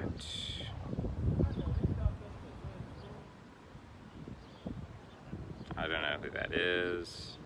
I don't know who that is. All right. There's a lot of cool things. Jeez, man, crazy stuff in the world. Crazy stuff. I'm energized. I'm back in the game. We're back in the game. We're getting our second win. Come on. Let's go. Nothing can stop me now. No one can stop me now. You think you can stop me? You think you can prevent me from reaching my goal? You'll never prevent me from reaching my goal. My goal is to be happy. My goal is to have a good time. No matter how many times you knock me down, I'm just gonna get up again. I'm just gonna get up again. No matter how many times you knock me down, I'm just gonna get back up again. And we're gonna do it, baby. You and me, we're gonna build it. We're gonna build it up again. We're gonna overcome death. You hear that? We're gonna overcome it. We're gonna overcome it. We're gonna overcome it. We are going to quiet it. We're gonna say we're gonna say quiet. We're gonna say be quiet. And it's gonna listen. We're going to have authority. We're gonna have authority over death. We're gonna say be quiet. Hey, be quiet. I'm busy over here. I'm ordering my inner life right now. Be quiet. We're gonna say that, and we're gonna go out and we're gonna live our lives. We're gonna say, I don't have time for that. We're gonna say, I don't have time for your nonsense. Death, spirit of death, be gone from me. Get thee behind me. I don't need you. You're not part of my life. I oppose you. I'm gonna pull Excalibur out of you. I'm gonna reforge Isildur. I'm gonna fight some dragons. Get out of my way. I don't need you. I'm going for the truth. I'm a truth seeker. I'm a rapper. I'm a poet. You know what poetry in Greek means? You know what it means to be a poet? It means to be a creator. That's what it means to be a poet. It means to be one who creates. In general, that's what it means to be a poet and to write poetry. To be a creator and to create. Guys, I'm gonna grow a lot of hair, and it's gonna be like weight training for my head. My neck is gonna become huge because I'm gonna be carrying around 5 pounds of hair everywhere I go. My neck is gonna be huge. I hope this trail takes me to where I wanna go. Let's check out all these boats. Boats, my goats. All these boats, my goats. Remember that? You guys remember that inside joke? Good times, man, good times. Look, we're in a safe neighborhood because there's no barbed wire on the fence. That means it's safe. That means we're trusted. We're not trusted enough to have no fence. That would be super trusted, but we're trusted enough to not have any barbed wire. There's 3 stages in general. Well, there's more than 3 stages, but the 3 American stages are generally, the 3 stages are no fence, fence, barbed wire fence. But of course, you could also have a wooden fence rather than this big metal fence, crosshatch fence. You could have a wooden fence that you could just walk over. So I'd say the lowest level is no fence. The next lowest level is a wooden post every 9 feet with a string or rope in between it. That's like the next level. Then you get your wooden fence, then you get your fence like this. Then you get your barbed wire fence, and then on top of that, then you get your concrete wall. Or then you get your Trump border wall / border fence. That's another layer up with barbed wire. Then you get your searchlight towers. You know, you get your aerial drones patrolling the land. There's a lot of options. Look at this dog. Look at this Doge. Look at him. This dude is paddling with his hands. Can we just look at this for a second? What's going on here? The dude in blue is paddling with his hands. There's a dog. There's a woman standing up. That's crazy, man. I wish I could drink out of this river. Maybe I could. Maybe I wouldn't even get sick. I don't know. It would be an experiment. Look at this. Look at this water, man. Ooh, is that a turtle? Oh, turtle. That's not a turtle. That's a rock. That's a rock down there. There's also some plastic water bottles. It's time to ban plastic. It's time to ban plastics to arrest the leaders of the plastic industry for crimes against humanity. It's time to arrest them.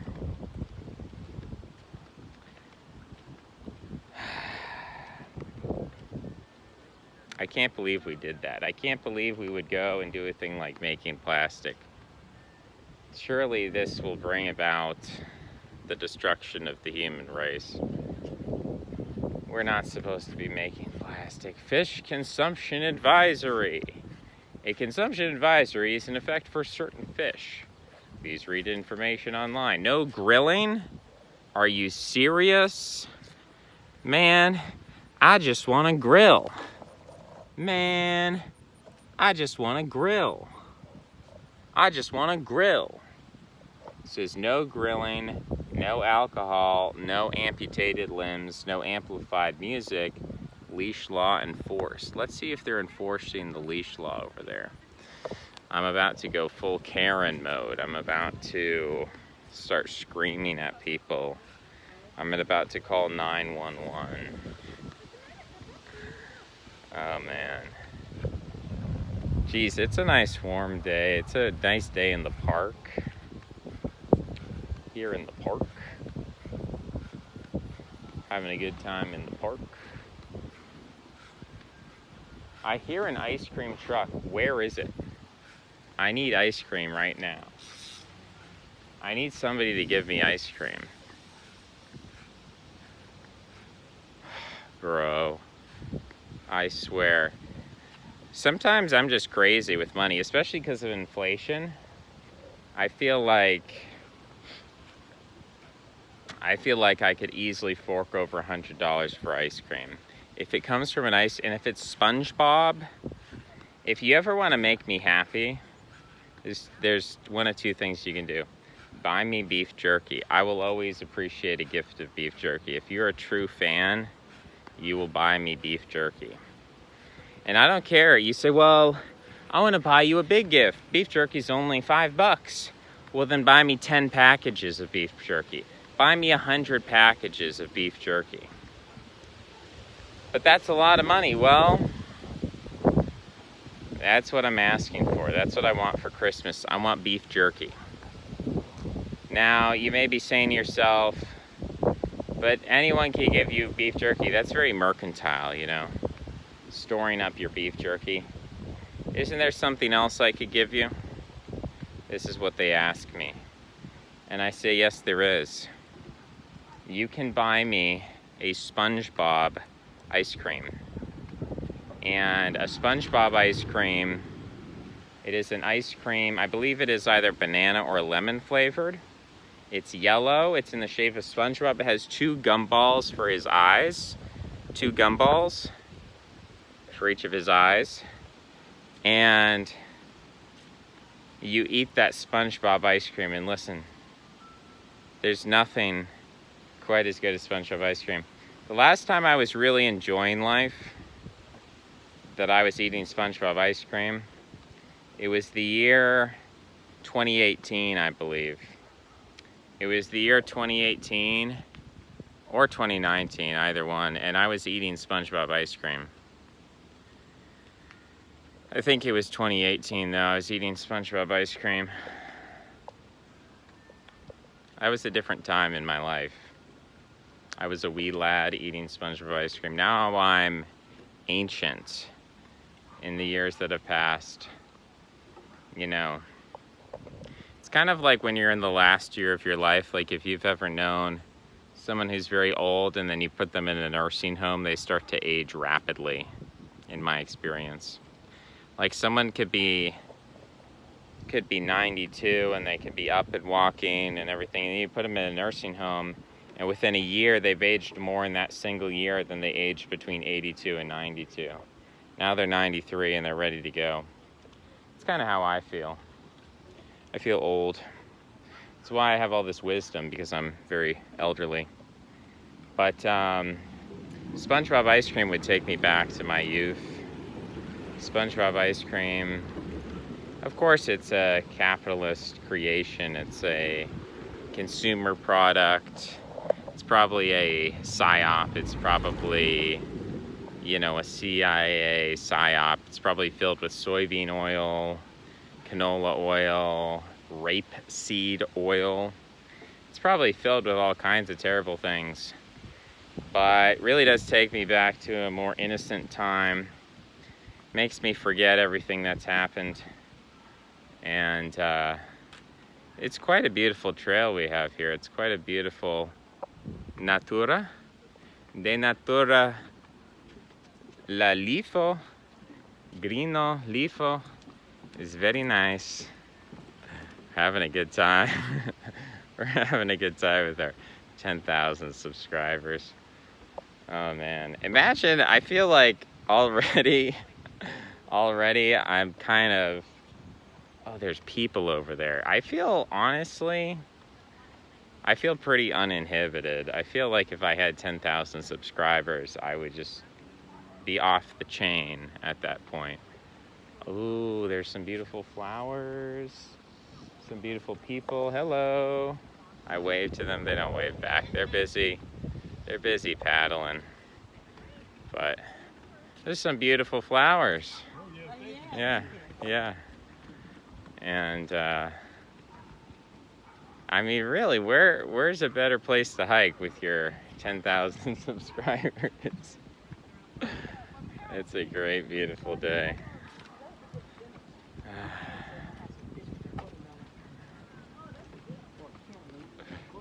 Oh man, I could go. I don't really want fish tonight, to be honest with you. But I could go for some watermelon. I could go for some cantaloupe. I think those are legitimate suggestions. I think I've almost done 2 hours of filming here. We're gonna check in. We're gonna check in on the 2-hour mark, see what's going on. I didn't quite make it to my final destination, but I've made it pretty far. People are enjoying themselves. People are having a good day. It's a sunny day. It's a warm day. People are enjoying themselves on the river. I could start swimming on the river. What I could do is I could extend this high above me, and I could film myself swimming in the river. That would be pretty cool. That would be pretty cool. The problem is I'd get all wet. That would not be cool. Maybe if I brought some swim trunks. I don't know how clean this river is. You never know with American rivers. We need to have a department on rivers, so we need to make all the rivers very clean. And if anyone defiles the rivers, there's going to be harsh consequences. There's going to be televised punishment for people who defile our rivers. Can't have it, folks. Can't have anybody defile it. We need a Green New Deal. In my Green New Deal, you know how we make America green again? We punish people on live television for defiling our rivers. All these capitalists who think they can produce mercury as a byproduct, an industrial byproduct, and pollute our rivers. Everyone who thinks that they can put antidepressants in the water supply. Everyone who thinks that they're just going to get away with all this nonsense. Check out, that's what's going to happen to them.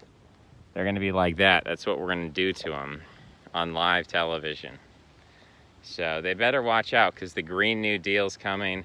I've been talking with Alex. I've been talking with my girl, Alex. Or Allie, as I like to call her. I've been chatting with Allie. We've been talking about the Green New Deal. And I said, listen, Allie, you know, you seem to be really concerned with carbon dioxide.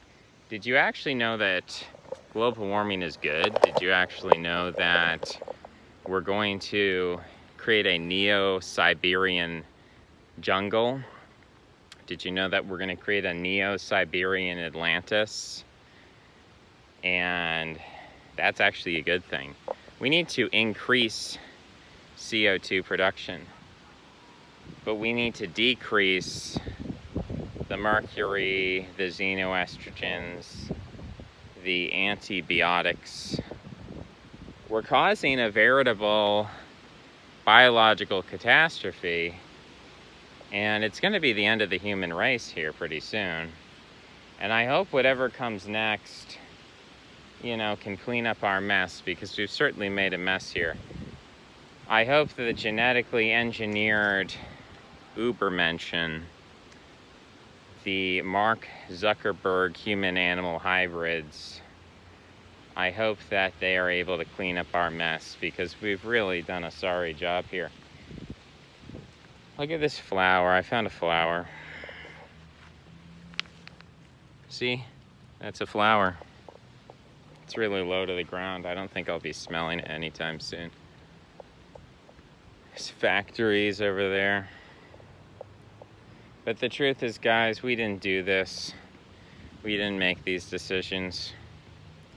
They were made by those who are higher than us. And it's very hard to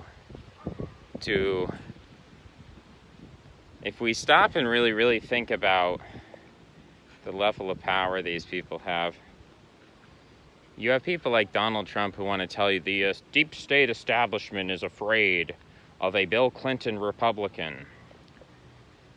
And that's why they, I can't even use the phrases. I can't even talk about it. But they say all this stuff. It's like, no, they're not afraid. There is a political class of journos and bureaucrats who get into eroticized rage over Trump.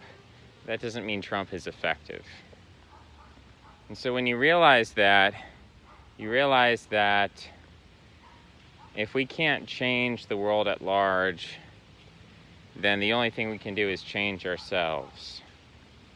And to change ourselves, we need a worthy goal or purpose outside of ourselves and higher than ourselves. It has to be more than just the individual. We have to work together. We have to be able to forgive one another. We have to be able to forgive ourselves, not because we deserve forgiveness, but because forgiving ourselves is necessary in the process of overcoming sin. That if we do not forgive ourselves, then we will be dragged down by sin all the days of our lives. And we've made it to 2 hours, so congratulations, everybody. We made it to 2 hours. Let's see. He says, that's insane.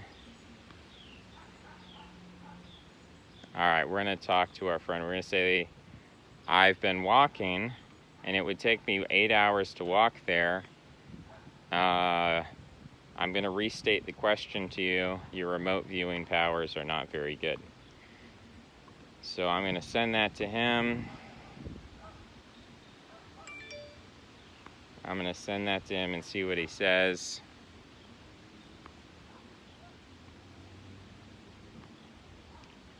People are happy.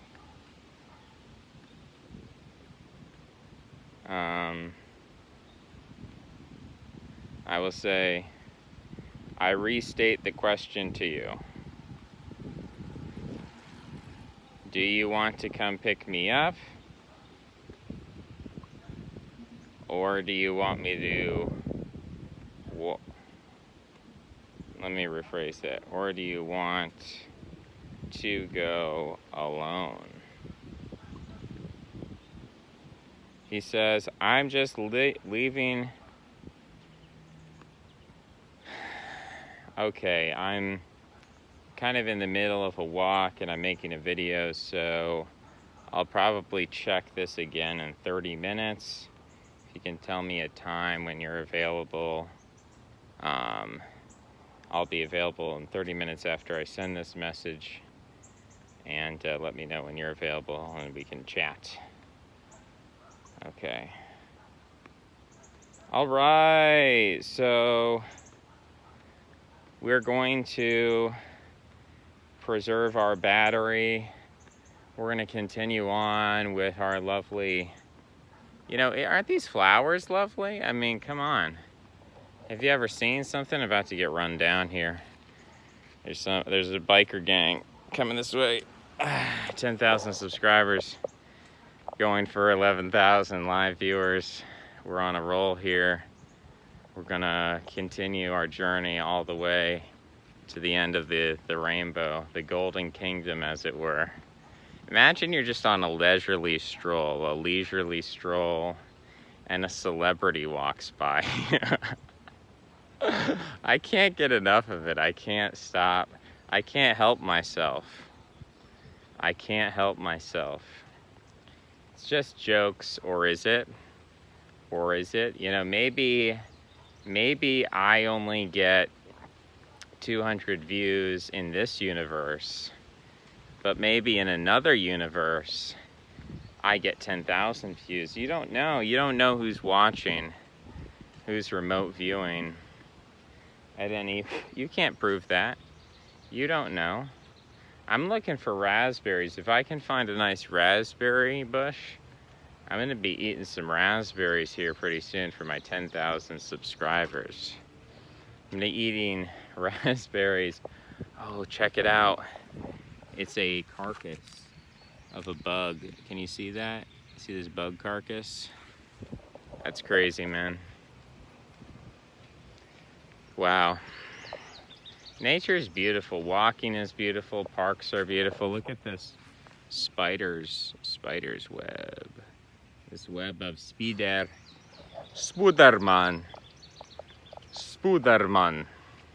Stop. Spooderman. Could do some accents, some impressions. Got to keep the energy high. Got to distract myself from the fact that I've been walking for 2 hours and talking almost non-stop. Could anyone else do this? Does anyone else have this level of endurance? You know what? That's a bag of dog excrement. We're not getting that on camera. Oh, we got some good music going. I'm feeling that music. I need some of that music in my life. That's what I need. Oh man, if I had that kind of music, I'd be running, I'd be jogging. Think of it. Think of how fast I could go. I'd be like Sonic. I'd be obsessed with Sonic. Anyway, I hear more music coming my way. I hear more beats, drum beats. It's gonna be a fantastic thing. I'm thinking this summer I'm gonna get a haircut. Actually, I'm thinking this winter I'm gonna get a haircut. I think sometime when it's cold outside, I'm thinking maybe October, I'm thinking maybe September. I'm thinking probably no earlier than September, but I'm also thinking no later than December. I think really by December, I think I should get a haircut. And I think it'll be time for a change in seasons because, I mean, this is ridiculous. I mean, how much further can this hair grow? It's getting long. Ooh. I can't wait to get stretched out. I can't wait. I want to have every joint and fiber of my body hooked up to like a puppeteering string and then pulled apart in every direction at all times and then slot back together perfectly. That's my fantasy. To have all the tension in my body totally loosened. Kind of like the Iron Man, he's like suiting up in his exoskeleton. That's how I think of my body. I want my exoskeleton to be completely disassembled, polished, refurbished, strengthened. I guess that's kind of like the Wolverine. I want to have neodymium. I want to have magic metal in my body that regenerates. Adamantium. I want to have adamantium bones and joints. And I want to feel good. And I want to jump. And I want to be like a cat and claw at people with my adamantium claws. And I want to, you know, I really like the lines on this road. Check it out. They're like pinky. They're pinkish, reddish. They make me hungry. I'm hungry. You know, I had breakfast today, a little bit of water to drink. I could go for round two. I could go for round two, folks. I could go for round two with the breakfast. I'm excited. You know what? I'm a fan. I like it. I'm excited. I'm feeling good. Today, it's a day of glory. It's a day of rejuvenation. It's a day of spirituality. It's a day of rebirth. It's a day of empowerment. It's a day of ecstasy. It's a day of wonder. It's a day of beauty. It's a day of Herculean heroics. It's a day of impossible magnetism. It's a day of attraction. It's a day of coming together. It's a day of building something great.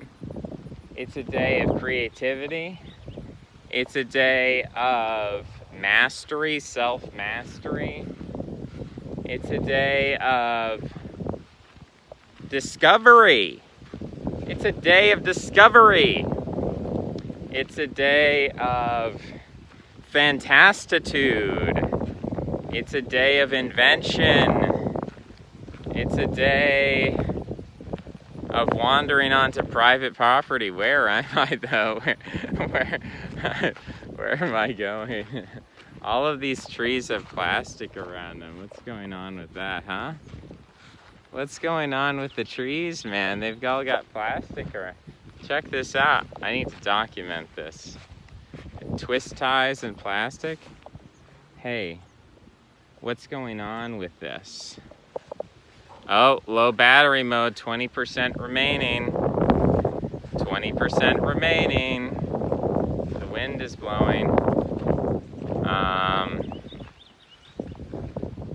But guys, life is beautiful. Go outside. Go for a long walk. Go for a 2-hour walk. It's probably gonna take you 2 hours to walk back. You're gonna be tired. You're gonna feel amazing. Be at one with nature. Love the beauty around you. I mean, can you even, how can I compare this? We usually do the opposite. You know, Romeo, he says to Juliet, he's like, how can I describe your Juliet? You're like a summer's day. That's where we are. It's a summer's day, 10,000 subscribers. We're celebrating. We're walking around. We're having a beautiful time. No one can take this from me. No one can take this from me. There's nothing to fear.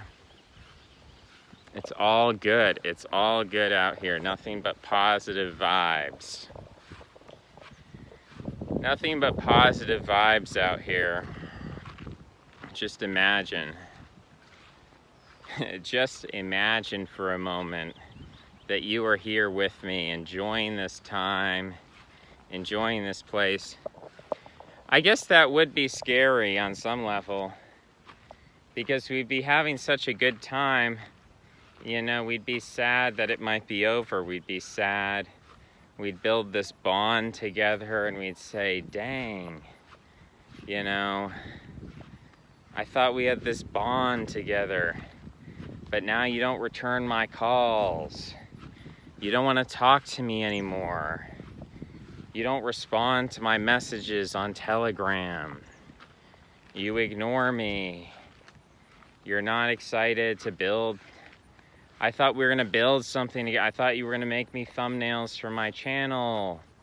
You said you were gonna make me a thumbnail for hundreds of videos. You promised me.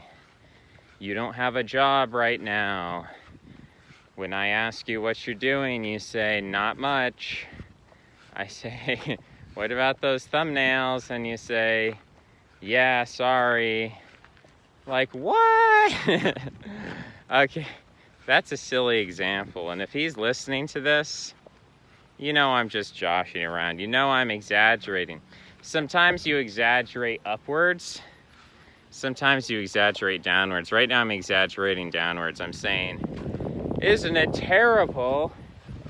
He said he was going to make thumbnails and then he didn't. Well, you know what, folks? It's not a big deal. But I'm only saying that because that's the silly version.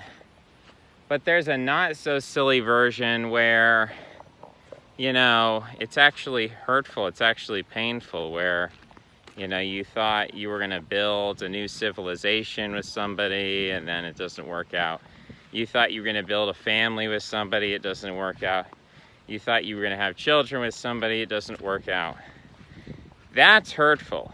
That's painful, okay? Or you do make the family, you do have the children, and then they're taken away from you. That's terrible. That's scary. So that's something to be afraid of. But I did say that we have to do it. There's no other choice. We don't have any other choice. We don't have any other choice but to try. There's no option. There's no option but to try. You know, what's the worst that could happen? We lose that relationship. Well, if we avoid getting in relationships because we fear the loss of relationships, then we're never going to be in those relationships. We're never going to have anything to lose. Isn't it worse to have nothing, to never have had anything, than to have something and to lose it? I know we often think the opposite. I think the opposite oftentimes. I think like, man, I'd rather just be alone than have to deal with a sense of loss. But isn't that ridiculous? I mean, just think about it. Isn't it fantastic that we have this short time on Earth, and during our short time on Earth, we can lift each other up and cause so much joy and bring love into people's lives? Isn't that wonderful? And yes, someday it's going to pass away through physical death, spiritual death, death of a relationship, death of love itself. But isn't it better to love and to lose than to never love at all? That's what we have to say. That's what we have to wonder.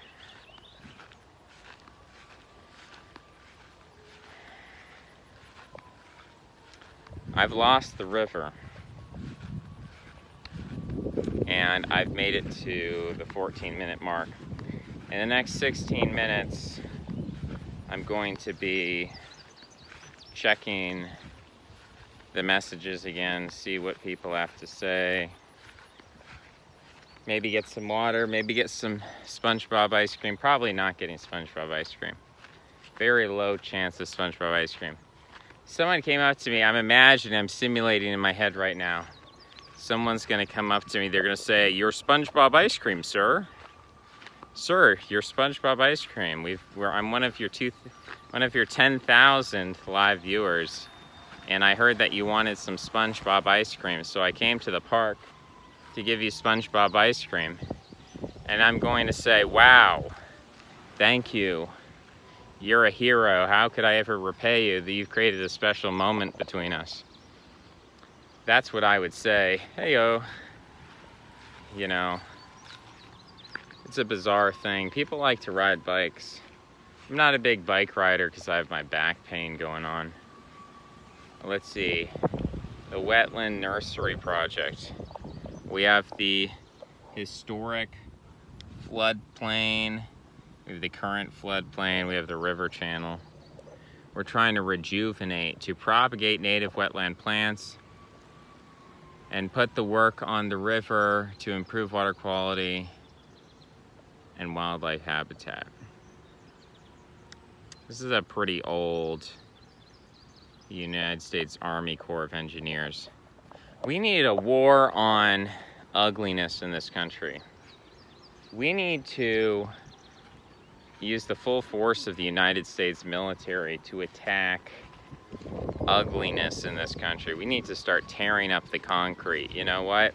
If you want a bike, say goodbye to your fancy bike trail. You're gonna have to walk, or you're gonna off-road it. You're gonna have to dirt bike, my friend, because no more concrete allowed. We're stripping it off the streets. No more concrete allowed. You have to carry everything with wheelbarrows and tank treads. What do they call those? Tire treads.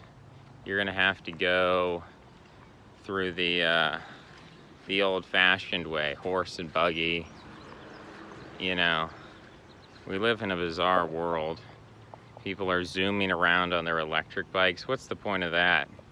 Get your body moving, man. Get your body moving and grooving. Let's go. Let's get out there. Have you been outside today?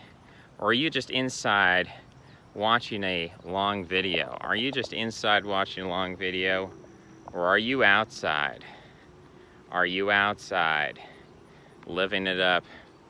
You know, right now I'm talking to my imaginary friend. You could also generate an imaginary friend. There's nothing wrong with having an imaginary friend. They always tell you it's something bad.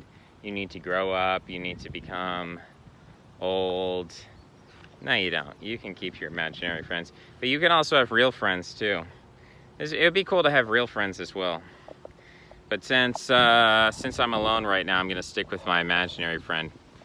Native wetland plants like wild rice provide an important source of food for many bird species, including waterfowl and red-winged blackbirds. Habitat. Many types of wildlife depend on wetland for their survival. Check it out. Check it out, check it out, check it out.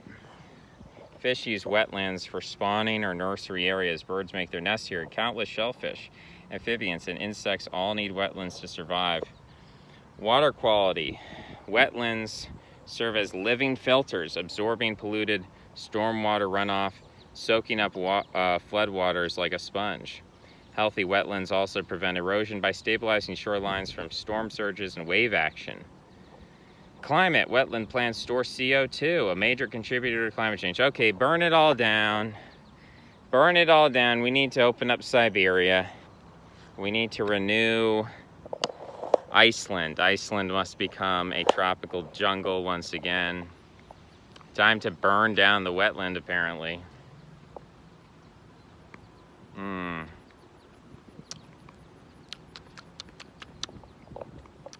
Yeah, I'm looking forward. My Green New Deal, in my Green New Deal, we're not gonna stop global warming. We're gonna start global warming. In my Green New Deal, we're going to make Iceland green again by increasing the CO2 in the atmosphere. That's my Green New Deal. Is it? No, I still have 10 more minutes. There's a security camera here powered by a solar panel. What, are people gonna steal grass? What are people doing, stealing grass? Oh, was this some kind of private property? You're telling me I can't go there? Yeah, well, I can record you too, buddy.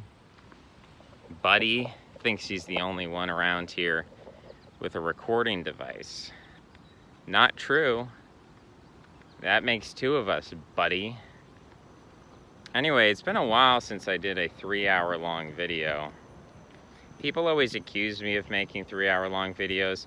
I don't even want to put this on the main channel. I think this is going on the secret channel.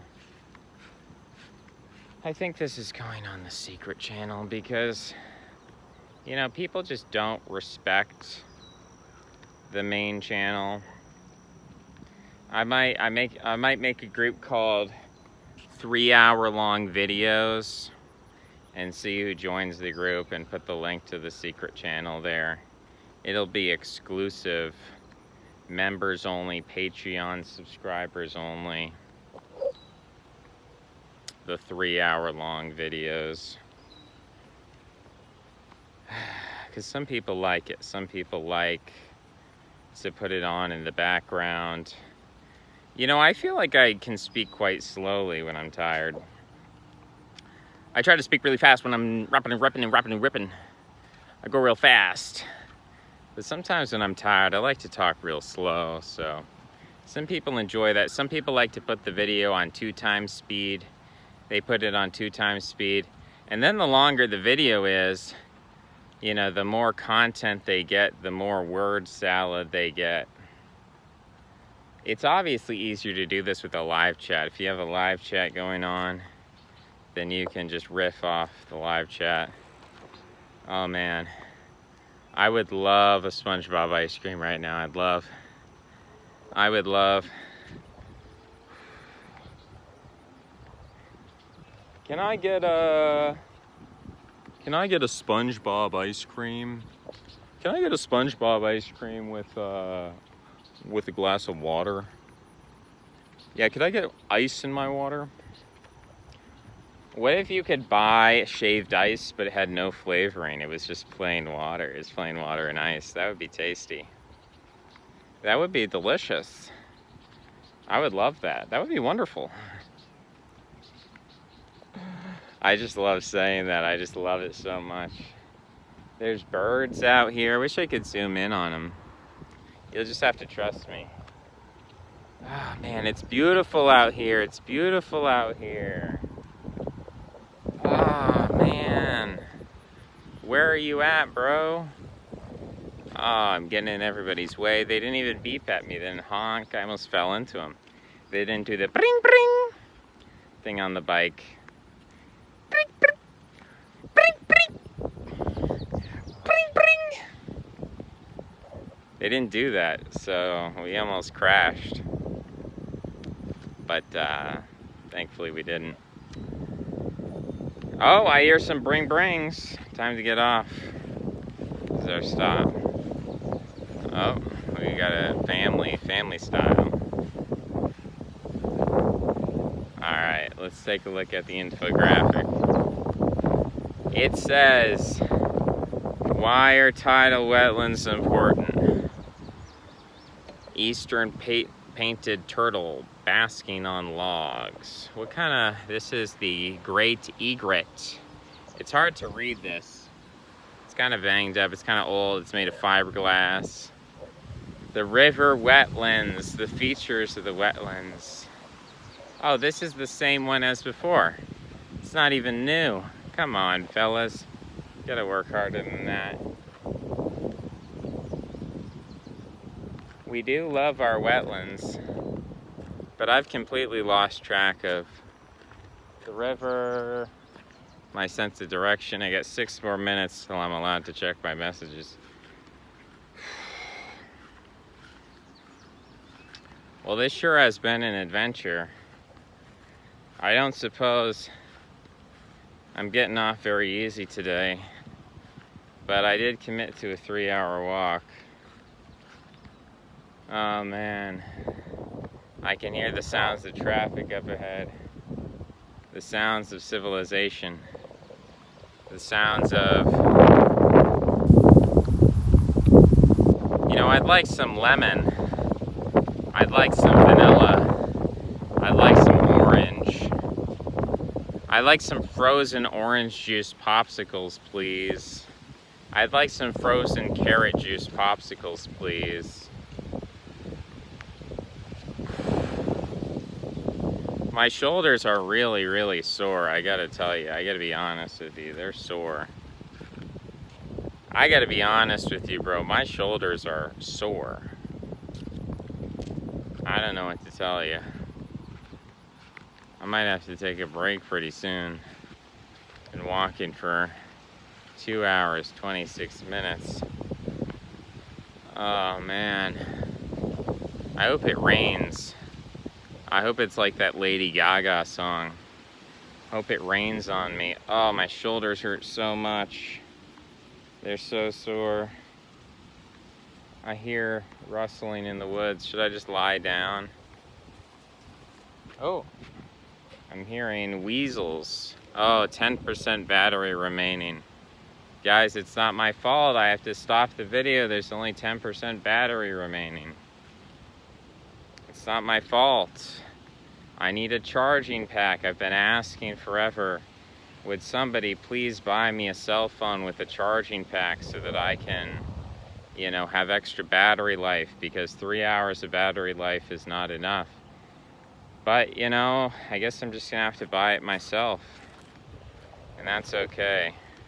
We just keep dropping money. Keep dropping money on this venture and this project. I hear bimbles and bumbles.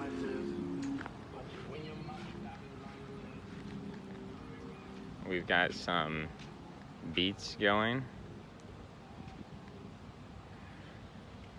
It's kind of crazy. Imagine riding around in the wilderness with beats playing. That's kind of crazy. That's very Arthurian, to play your beats while the everybody likes music. I'm gonna collapse pretty soon. I gotta tell you, I've hit the end of the road. I'm gonna check my messages in 2 minutes. I've hit the end of the road. I can't continue on like this. You're seeing, this is my final transmission. This is my last transmission.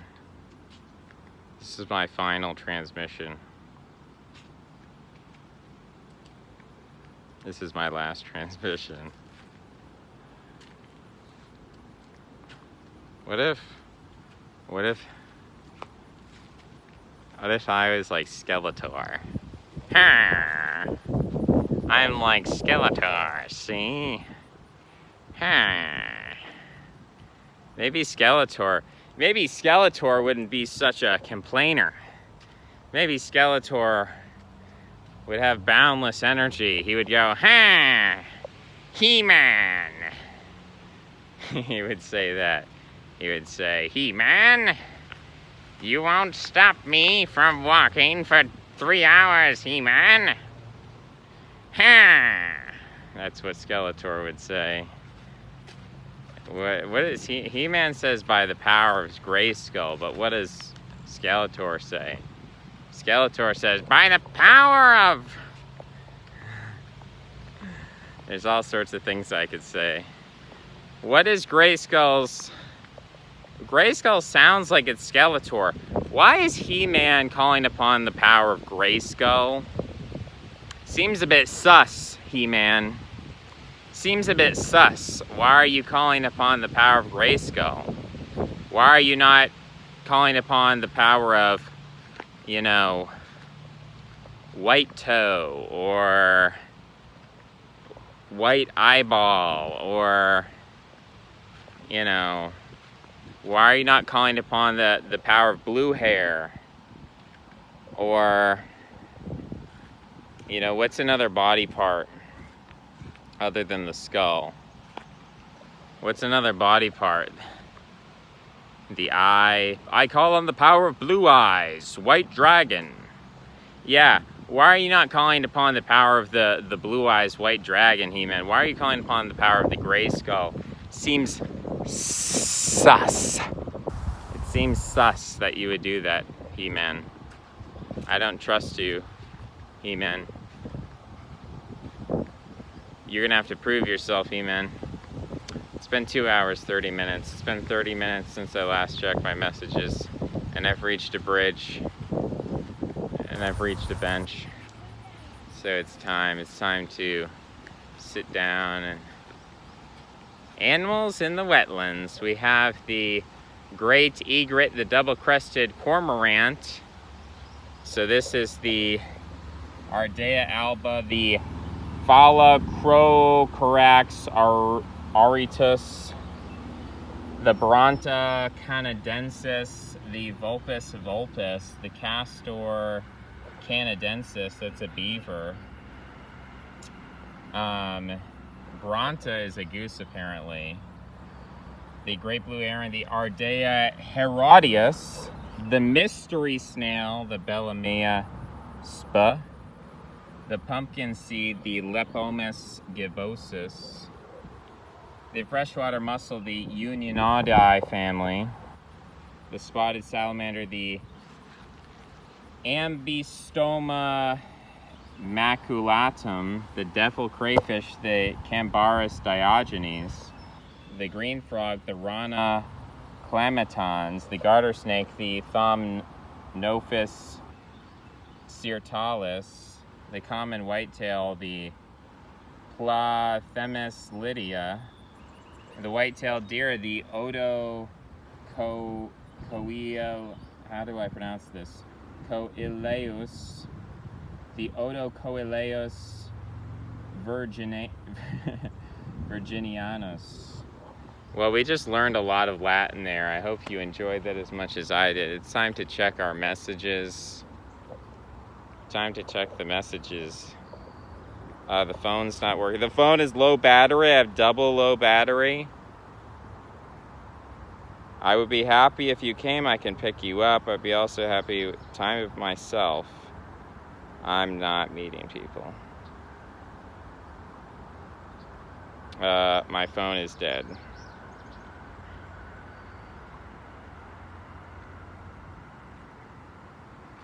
it will be a 3-hour walk back to house from here. Well, looks like I've just set myself with a 3-hour walk. Let's see how much battery I have. 18%.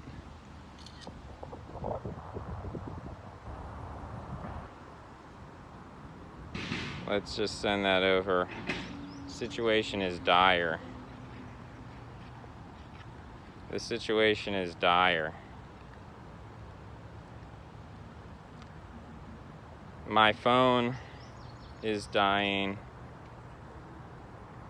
Will walk back in 3 hours. I thought I started with 100% charge on this phone. And now apparently it's at 18%. This phone's dying, the other phone's dying. So I guess that's the end of the transmission for today. Let's see how far we are away. It says 4 miles, 6 miles. This is no good. Till next time, bye-bye.